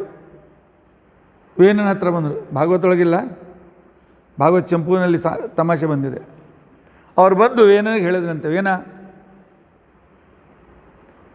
ನಾಳೆ ನಮ್ಮ ಅಪ್ಪನ ಶ್ರಾದ್ದ ಇದೆ, ದಿನಾಲು ನಮ್ಮ ಅಪ್ಪನಿಗೆ ತರ್ಪಣ ಕೊಡ್ತೇವೆ, ಯಾರ ಹೆಸರಿನಲ್ಲಿ ತರ್ಪಣ ಕೊಡೋಣ? ನನ್ನ ಹೆಸರಿನಲ್ಲಿ ಕೊಡ್ರಿ ಅಂತ ಹೇಳಿದೆ. ಮೂರ್ಖ. ಹೇಗೂ ಈಗ ಪಿತೃಪಕ್ಷ ನಡೆದಿದೆ. ಆಗ ಅವ್ರು ಹೇಳಿದ್ರು, ರಾಜ, ನಿನ್ನ ಹೆಸರಿನಲ್ಲಿ ತರ್ಪಣ ಕೊಡಬೇಕಾಗಿದ್ದರೆ ನೀ ಸಾಯ್ಬೇಕಾಗ್ತೀನಿ, ಸತ್ತ ಮೇಲೆ ಕೊಡ್ತೇವೆ, ಇದ್ದವ್ರು ತರ್ಪಣ ಕೊಡ್ಲಿಕ್ಕೆ ಆಗೋದಿಲ್ಲಪ್ಪ, ಹಾಗಾದ್ರೆ ಕೊಡ್ಕೊ ಹೋಗ್ರಿ. ಆಗ ಅವರು ದಿನಾಲು ನಮ್ಮ 3 ಸಲ ತರ್ಪಣ ಕೊಡೋಕ್ಕಾಗಿದ್ದು, 4 ಸಲ ತರ್ಪಣ ಕೊಡೋಕೆ ಹೆಸರಿನಲ್ಲಿ ಪರಮಾತ್ಮನ ಹೆಸರನ್ನು ತೊಗೊಂಡು ನೀರು ಬಿಡ್ತಾಯಿದ್ರು. ಈ ರೇವದಿಂದ ದೇವರ ಹೆಸರು ತೊಗೊಳ್ತಾಯಿದ್ರು. ಸಂಕಟ ಸಮಯದಲ್ಲೂ ದೇವರ ಹೆಸರು ತೆಗೆದುಕೊಳ್ಳೋದು ಬಿಡಲಿಲ್ಲ. ಋಷಿಗಳಿಗೆ ಅನಿಸ್ತು, ಈ ರಾಜ್ಯದ ಪರಿಸ್ಥಿತಿ ಹೇಗಾಗಿದೆ, ಒಂದು ಕಟ್ಟಿಗೆ, ದೊಡ್ಡ ಕಟ್ಟಿಗೆ ಇದೆ, ಎರಡೂ ಕಡೆಯಿಂದ ಬೆಂಕಿ ಹತ್ತಿದೆ, ಮಧ್ಯದಲ್ಲಿ ಒಂದು ಕ್ರಿಮಿ ಸಿಕ್ಕೊಂಡಿದೆ. ಈ ಕಡೆಗೆ ಹೋದರೂ ಮೈ ಸುಟ್ಟೋಗ್ತದೆ, ಈ ಕಡೆಗೆ ಹೋದರೂ ಮೈ ಸುಟ್ಟೋಗ್ತದೆ. ವೇನ ಹೇಳಿದ ಹಾಗೆ ಕೇಳಿದರೆ ನರಕಾದಿ ಅನರ್ಥಗಳು, ವೇನನ ಮಾತು ಕೇಳದೇ ಇದ್ದರೆ ಇಲ್ಲೇ ಮರಣ. ಎರಡೂ ಕಡೆಯಿಂದ ಉರಿಯತಕ್ಕಂತಹ ಕಟ್ಟಿಗೆಯಂತೆ ಪ್ರಜೆಗಳ ಪರಿಸ್ಥಿತಿಯಾಗಿದೆ ಅಂತ ಇದ್ದಾರೆ ಋಷಿಗಳು ಮುನಿಗಳು. ನಾವೇ ಇವನನ್ನು ಕುಡಿಸಿದ್ದೇವೆ, ಹಾವಿಗೆ ಹಾಲೆರೆದಂತೆ ವ್ಯರ್ಥವಾಯ್ತಲ್ಲ ಇದು. ಜನರು ಮೋಸ ಎಷ್ಟು ಮಾಡ್ತಾರೆ ಗೊತ್ತೇನು? ಹಾವಿಗೆ ಹಾಲು ಇಂಪಾರ್ಟೆಂಟು, ಹಾವು ಹಾಲನ್ನೇ ಕುಡಿಯೋದಿಲ್ಲ. ನಾಗರ ಪಂಚಮಿ ದಿವಸ ಇಟ್ಕೊಂಡಿರ್ತಾರೆ, ನಿಮ್ಮ ಹೆಸರಿನಲ್ಲಿ ಕುಡಿಸ್ತೇವೆ ಅಂತೇಳಿ. ಅದ್ರ ನೀರೇ ಹೆಚ್ಚಿರ್ತದೆ. ಅದ್ರ ಮುಂದೆ ಒದ್ದಿ ಬಟ್ಟೆ ಇಟ್ಟಂಗೆ ಮಾಡ್ತಾರೆ, ನಾಲ್ಗೆ ತೆಗಿತಾರೆ, ಕುಡಿತು ಅಂತಂತಾರೆ. ಇಂಥ ಹಾವಿಗೆ ಹಾಲೆರದಂತಂದು ನಿಷ್ಪ್ರಯೋಜಕ ಅಂತ ಅರ್ಥ. ಇವನನ್ನು ರಾಜನ ಮಾಡಿ ಏನೂ ಉಪಯೋಗ ಆಗಲಿಲ್ಲ. ಕೊನೆಗೆ ಎಲ್ಲರೂ ಕೂಡ ವಿಚಾರ ಮಾಡಿದ್ದಾರೆ, ನಮ್ಮ ಬ್ರಾಹ್ಮಣರ ಕರ್ತವ್ಯ ಇದೆ. ನೆನಪಿಟ್ಟುಕೊಳ್ಳ, ಬ್ರಾಹ್ಮಣರಾಗಿ ಹುಟ್ಟಿದ್ದೇವೆ, ಮರೆತುಬಿಟ್ಟಿದ್ದೇವೆ. ನಮ್ಮ ಕರ್ತವ್ಯ ಇದೆ. ಯಾವಾಗ ನಮ್ಮನ್ನು ಆಳ್ತಕ್ಕಂಥ ವ್ಯಕ್ತಿಗಳು ತಪ್ಪು ಮಾಡ್ತಾರೆ, ಆಗ ಹೋಗಿ ಹೇಳಬೇಕಾದದ್ದು ಬ್ರಾಹ್ಮಣನ ಕರ್ತವ್ಯ. ತಥಾಪಿ ಸಾಂತ್ವಯಾನೋ ಅಮುಂ ಮಾಸ್ಮಾನ್ ತತ್ಪಾದಕಂ ಸ್ಪೃಚೇತ್. ಧರ್ಮ ಸಂಕಟ ಇಲ್ಲಿ ಭಾಳ ಸಂಕಟ ಇದೆ. ನಾವು ಹೇಳದೇ ಇದ್ದರೆ ನಮಗೆ ಪಾಪ ಬರ್ತದೆ, ಹೇಳಿದರೆ ಅವನು ಕೇಳೋದಿಲ್ಲ. ಎಲ್ಲರೂ ತಕರಾರು ಇರ್ತಾರೆ, ಆಚಾರ್ಯ ಏನು ಮಾಡೋದು, ಮಕ್ಕಳು ಕೇಳೋದಿಲ್ಲ ಮಾತು. ನಾನು ಹೇಳಿದೆ, ಹೇಳೋ ಕೆಲಸ ಹೇಳಿ, ನೀನು ತಪ್ಪು ಮಾಡ್ತಾ ಇದ್ದಿ, ಕೇಳಲೇಬೇಕಾದ್ರೆ ಬಿಡಲಿ. ನಿಮ್ಮದಂಗೂ ಪಾಪ ಬರಲಿಲ್ಲಲ್ಲ. ಮನೆಯಲ್ಲಿ ಪಾಪದ ಕರ್ಮ ನಡೀತಾ ಇದ್ದರೆ ಹಿರಿಯನಾದ ವ್ಯಕ್ತಿ ಅದನ್ನು ಹೇಳಲೇಬೇಕು. ನೀ ತಪ್ಪು ಮಾಡ್ಲಿಕ್ಕತ್ತೀರಿ ಅಂತ ಹೇಳಿ ಸಿಟ್ಟೆ ಬರ್ತದೆ ಅವರಿಗೆ. ಕೆಟ್ಟು ಬಂದು ಒದರಾಡ್ತಾರೆ, ಗುದ್ದಾಡ್ತಾರೆ, ಏನೋ ಮಾಡ್ತಿರ್ತಾರೆ. ಆದರೆ ಹೇಳಲೇಬೇಕಾಗ್ತದೆ. ಆದ್ದರಿಂದಾಗಿ ಹೇಳಲೇಬೇಕು ಅಂತೇಳಿ ನಿರ್ಧಾರ ಮಾಡಿ, ಶಾಂತಿತೋ ಯದಿ ವಾಚಂ ನ ಗೃಹ್ಣಿಷ್ಯತಿ ಅಧರ್ಮಕೃತ. ಹೇಳೋಣ, ಕೇಳಿ ನೋಡೋಣ. ಒಂದು ವೇಳೆ ಹೇಳಿದರೂ ಕೂಡ ಕೇಳದೇ ಇದ್ದರೆ ಕ್ರಮ ಇದೆ. ಸಾಮ, ದಾನ, ಭೇದ ಮತ್ತು ದಂಡ ಅಂತ ತಿಳ್ಕೊಂಡು ಅಂತೇಳಿ ಮೊದಲು ಸಾಮ ಉಪಯೋಗಿಸೋಣ, ಕೊನೆಗೆ ದಂಡ ಇದೆ, ಶಾಪ್ ಕೊಟ್ಬಿಡೋಣ ಅಂತ ತಿಳ್ಕೊಂಡು ಅಂತೇಳಿ ಆ ಕಾಲದಲ್ಲಿ ಋಷಿಗಳು ನಿರ್ಧಾರವನ್ನು ಮಾಡಿದ್ದಾರೆ. ಅಂಥ ಸಂದರ್ಭದಲ್ಲಿ ರಾಜನ ಹತ್ರ ಬಂದಿದ್ದಾರೆ. 10-15 ಜನ ಸೇರಿಕೊಂಡು ರಾಜನ ಹತ್ರ ಬಂದಿದ್ದಾರೆ. ರಾಜ, ನಮ್ಮ ಮಾತು ಬೇಡ, ನೀವು ಯಾರು ನನಗೆ ಹೇಳಿಕ್ಕೆ ಬರಬೇಡಿ ಅಂತ ಮೊದಲು ಹೇಳಿದ್ದೆ, ಆದರೂ ಬಂದಿದ್ದೇವೆ. ಯಾಕೆ ಅಂತ ತಿಳ್ಕೊಂಡಂತಂದರೆ, ಹಿರಿಯರ ಮಾತು ಕೇಳಿದರೆ ಅವರ ಆಶೀರ್ವಾದ ಸಿಗ್ತದೆ. ಆಶೀರ್ವಾದದ ಬಲ ಎಷ್ಟಿದೆ ಗೊತ್ತಿದೆ.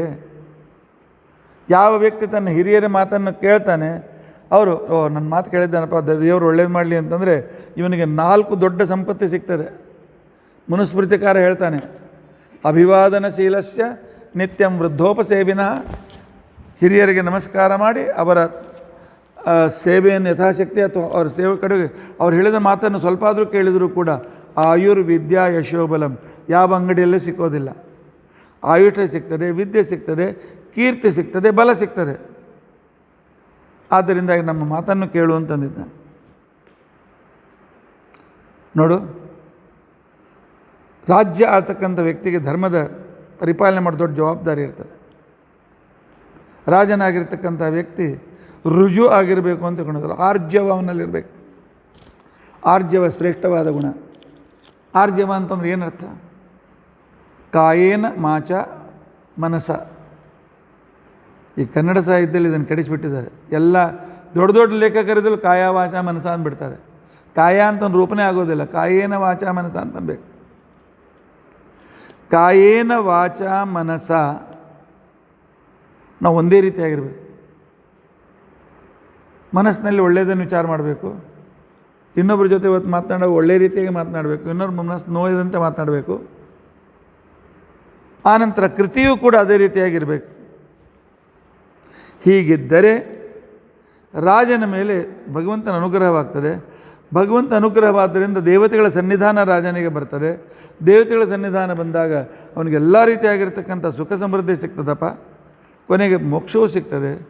ಆದ್ದರಿಂದಾಗಿ ಧರ್ಮದಂತೆ ಇರಲಿಕ್ಕೆ ಪ್ರಯತ್ನಿಸು, ಧರ್ಮದ ಕಟ್ಟಳೆಗಳನ್ನು ಮುರಿಯಬೇಡ. ಧರ್ಮವು ರಕ್ಷತೆ ರಕ್ಷಿತ, ಧರ್ಮ ರಕ್ಷಣೆ ಮಾಡಿದ್ರೆ ನಮ್ಮನ್ನು ರಕ್ಷಣೆ ಮಾಡ್ತದೆ. ಧರ್ಮ ಏವ ಹತೋಹಂತಿ, ಧರ್ಮ ಬಿಟ್ಟರೆ ಅದು ನಮ್ಮನ್ನು ನಾಶಪಡಿಸ್ತದೆ. ನಿನ್ನ ಕಡೆಯಿಂದ ರಾಜ್ಯದಲ್ಲಿ ಬಹಳ ಧರ್ಮದ ನಷ್ಟ ಆಗ್ತಾಯಿದೆ, ಅಧಾರ್ಮಕ್ಕೆ ಆಗ್ತಾಯಿದೆ. ಆದ್ದರಿಂದಾಗಿ ನೋಡು, ಧರ್ಮವನ್ನು ಬಿಡಬೇಡ, ಧರ್ಮ ಮತ್ತು ಸದಾಚರಣೆ ಬಿಡಬೇಡ ಅಂತ ತಿಳ್ಕೊಂಡಿದ್ದೆ.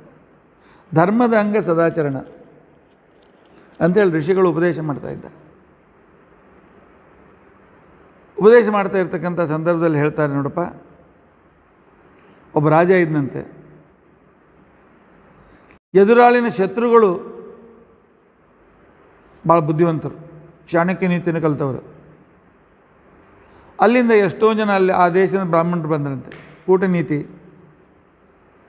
ರಾಜ ನಮ್ಗೆ ಏನಾದರೂ ಕೊಡಪ್ಪ, ನಿಮ್ಗೇನು ಅಭಿಲಾಷತೆ ಅದು ಕೊಟ್ಬಿಡಿ ಕೊಡ್ತೀನಿ. ರಾಜ ಒಂದು ಕೆಲಸ ಮಾಡು, ನೀನು ಸದಾಚರಣೆ ಮಾಡ್ತಾ ಇದೆಯಲ್ಲ, ತಪ್ಪದೇ ಸಂಧ್ಯಾ ವಂದನ, ದೇವ್ರ ಪೂಜೆ ಇತ್ಯಾದಿಗಳನ್ನೆಲ್ಲ, ಆ ಸದಾಚರಣೆ ನಮಗೆ ಬಿಟ್ಕೊಟ್ಟು, ನಮ್ಗೆ ಕೊಟ್ಟ ಮೇಲೆ ಅದನ್ನು ನೀನು ಮಾಡಲಿಕ್ಕಿಲ್ಲ, ಬೇರೆ ರೀತಿಯಿಂದ ಏನು ಮಾಡ್ತೀವಿ ಮಾಡ್ಕೊ, ಆಗಲಿ ಅಂತ ಕೊಟ್ರಂತೆ. ಸದಾಚರಣ ಅವನ ಶರೀರದ ಹೊರಗೆ ಬಂತಾನೆ. ಅವ್ರು ಹೋದ್ಮೇಲೆ ವಿಚಾರ ಮಾಡೋದು, ಆಚರಣೆಯಲ್ಲಿ ತಪ್ತಾ ಇದೆ, ಆಯ್ತು ಬಿಡು, ದಾನ ಕೊಟ್ಟಿದ್ದೇನೆ, ಇನ್ನು ಸುಮ್ಮನೆ ನಾಮಸ್ಮರಣೆ ಅದು ಮಾಡಿದ್ರೆ ಸಾಕು ಅಂತ ತಿಳ್ಕೊಂಡಂತೇಳಿ. ಅಷ್ಟರಲ್ಲಿ ಅವನ ಶರೀರದಿಂದ ಇನ್ನೊಬ್ಬಳು ಹೆಣ್ಮಗಳು ಹೊರಗೆ ಬಂದಂತೆ. ಒಳ್ಳೆ ಸುಂದರಿಯಾಗಿರ್ತಕ್ಕಂಥ ಹೆಣ್ಮಗಳಿದ್ಲು. ಅವ ಕೇಳ್ತಾನೆ, ರಾಜ ಯಾರು ನೀನು? ಆ ಸದಾಚರಣೆ ಕೊಟ್ಟಿಲ್ಲ, ನಾನು ಧರ್ಮದೇವತೆ, ಆಚರಣೆ ಇಲ್ಲದೆ ಇದ್ದಲ್ಲಿ ನಾನು ಇರೋದಿಲ್ಲ, ನಾನು ಹೋಗಿ ಬರ್ತೇನೆ, ನಮಸ್ಕಾರ ನಿನಗೆ ಅಂತ ಹೋಗ್ಬಿಟ್ಲಂತೆ. ಅಯ್ಯೋ ಧರ್ಮ ಹೋಯ್ತಲ್ಲ, ಏನು ಮಾಡಬೇಕು ಅನ್ನೋಷ್ಟರಲ್ಲಿ ಇನ್ನೊಬ್ಳು ಹೆಣ್ಮಗಳು ಶರೀರದಿಂದ ಹೊರಗೆ ಬಂದಂತೆ. ಅವನ ಕೇಳಿದ, ನೀ ಯಾರಮ್ಮ? ಅವಳು ಹೇಳಿದ್ಲು, ನಾನು ಪುಣ್ಯ ದೇವತೆ, ಎಲ್ಲಿ ಧರ್ಮ ಇಲ್ಲ ಅಲ್ಲಿ ಪುಣ್ಯವೂ ಇರೋದಿಲ್ಲ, ನಾನು ಹೋಗ್ತೇನೆ. ರಾಜ ತಡೆದರೂ ಇರಲಿಲ್ಲ. ಇನ್ನೊಂದು ಹೀಗೆ ಒಂದು 10 ನಿಮಿಷ ಕೂತ್ಕೊಂಡಿದ್ದ, ಮತ್ತು ಇನ್ನೊಂದು ದೇವತೆ ಹೊರಗೆ ಬಂತು. ನೀ ಯಾರು? ಅದು ಪುಣ್ಯ ಹೋದ್ಮೇಲೆ ಕೀರ್ತಿ, ನಾನು ಕೀರ್ತಿ ದೇವತೆ, ಆದ್ದರಿಂದಾಗಿ ಕೀರ್ತಿ ದೇವತೆ ನಾನು ಹೊರಡ್ತೇನೆ. ಧರ್ಮ ಮಾಡದಿತ್ತು ಅವನ ಕೀರ್ತಿಯಲ್ಲಿಂದ ಇರ್ತದೆ. ಕೊನೆಗೂ ಸರ್ವಾಂಗ ಸುಂದರಿಯಾದ ಹೆಣ್ಮಗಳು ಹೊರಗೆ ಬಂದ್ಲು. ಯಾರು ನೀನು? ಆ ಕಾಲಕ್ಕೆ ಅವನು ಹೇಳಿದಂತೆ, ನಾನು ರಾಜಲಕ್ಷ್ಮಿ. ಎಲ್ಲಿ ಆಚರಣೆ ಇದೆ ಅಲ್ಲಿ ಧರ್ಮ ಇರ್ತದೆ, ಎಲ್ಲಿ ಧರ್ಮ ಇದೆ ಅಲ್ಲಿ ಪುಣ್ಯ ಇರ್ತದೆ. ಧರ್ಮ ಅಂತಂದರೆ ಸಚ್ಚರಿತ್ರ ಇರ್ತದೆ, ಎಲ್ಲಿ ಪುಣ್ಯ ಇರ್ತದೆ ಅಲ್ಲಿ ಕೀರ್ತಿ ಇರ್ತದೆ, ಕೀರ್ತಿ ಇದ್ದಲ್ಲಿ ನಾನಿರ್ತೇನೆ, ಇವುಗಳಿಲ್ಲದೆ ಇದ್ದಲ್ಲಿ ನಾನೂ ಇರೋದಿಲ್ಲ, ಹೋಗಿ ಬರ್ತೇನೆ ಅಂತ ಹೊರಬಿಟ್ಟು. ಆದ್ದರಿಂದಾಗಿ ರಾಜ ಆಚರಣಶೀಲನಾಗಪ್ಪ, ಸದಾಚರಣವನ್ನು ಮಾಡಿಕೊಂಡು ಒಳ್ಳೆಯ ರೀತಿಯಾಗಿರ್ತಕ್ಕಂಥ ವರ್ಣಾಶ್ರಮ ಧರ್ಮಗಳನ್ನು ಸರಿಯಾಗಿ ರೀತಿಯಿಂದ ಪಾಲನೆ ಮಾಡುವಂತ ತಿಳ್ಕೊಂಡು ಅಂತ ಹೇಳ್ತಾ ಇದ್ದಾರೆ. ವರ್ಣಾಶ್ರಮ ಧರ್ಮಗಳನ್ನು ಪಾಲನೆ ಮಾಡಿದರೆ ಯಜ್ಞಯಾಗಾದಿಗಳನ್ನು ಮಾಡ್ತೆ, ಯಜ್ಞಯಾಗಾದಿಗಳನ್ನು ಮಾಡಿದರೆ ಭಗವಂತ ಅನುಗ್ರಹವಾಗ್ತದೆ. ಭಗವಂತ ಅನುಗ್ರಹ ಆಯಿತು ಅಂತ ತಿಳ್ಕೊಂಡಂಥದ್ದು ನಿನ್ನ ಎಲ್ಲ ರೀತಿಯಾಗಿರ್ತಕ್ಕಂಥ ಕಾಮನೆಗಳು ಪೂರ್ತಿಯಾಗಿ ಆಗ್ತದೆ. ಆದ್ದರಿಂದಾಗಿ ಏನು ಯಜ್ಞ ಸಂಸ್ಥೆಯನ್ನು ನಿಲ್ಲಿಸಿದೆಯಲ್ಲ, ಯಜ್ಞ ಸಂಸ್ಥೆಯನ್ನು ಆರಂಭ ಮಾಡು.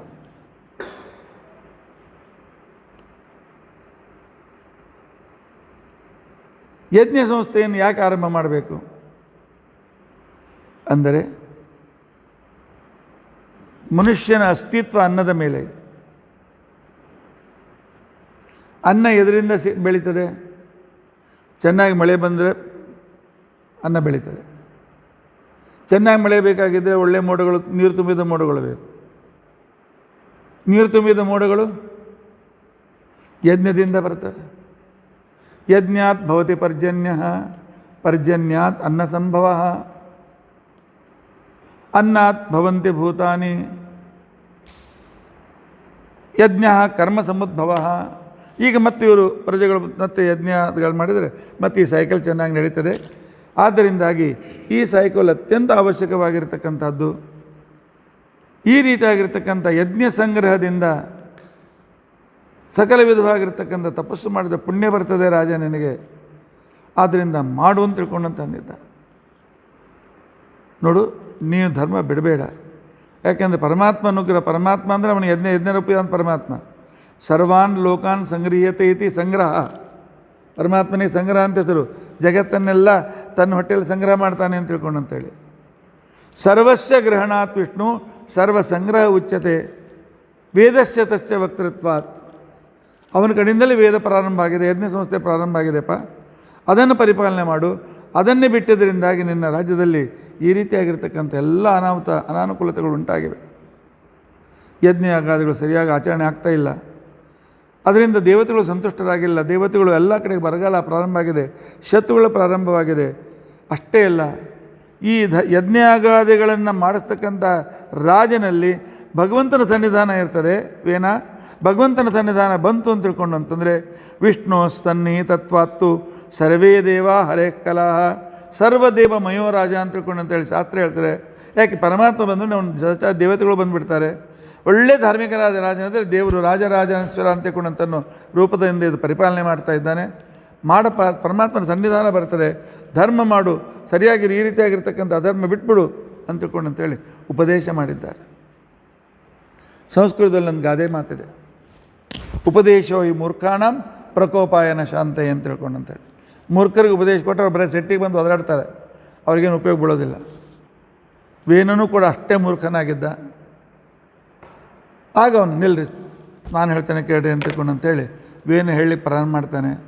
ವೇನ್ ಏನು ಹೇಳಿದ, ಅದರ ಪರಿಣಾಮ ಏನಾಯಿತು ಅನ್ನೋದನ್ನು ನಾವು ನಾಳಿನ ದಿವಸ ತಿಳಿದುಕೊಳ್ಳಿಕ್ಕೆ ನಾವು ಪ್ರಯತ್ನಿಸೋಣ. ಅದ್ಯ ಕಥಾ ಪ್ರಸಕ್ತಿ ಶ್ರೀಕೃಷ್ಣ ಅರ್ಪಣಮಸ್ತು.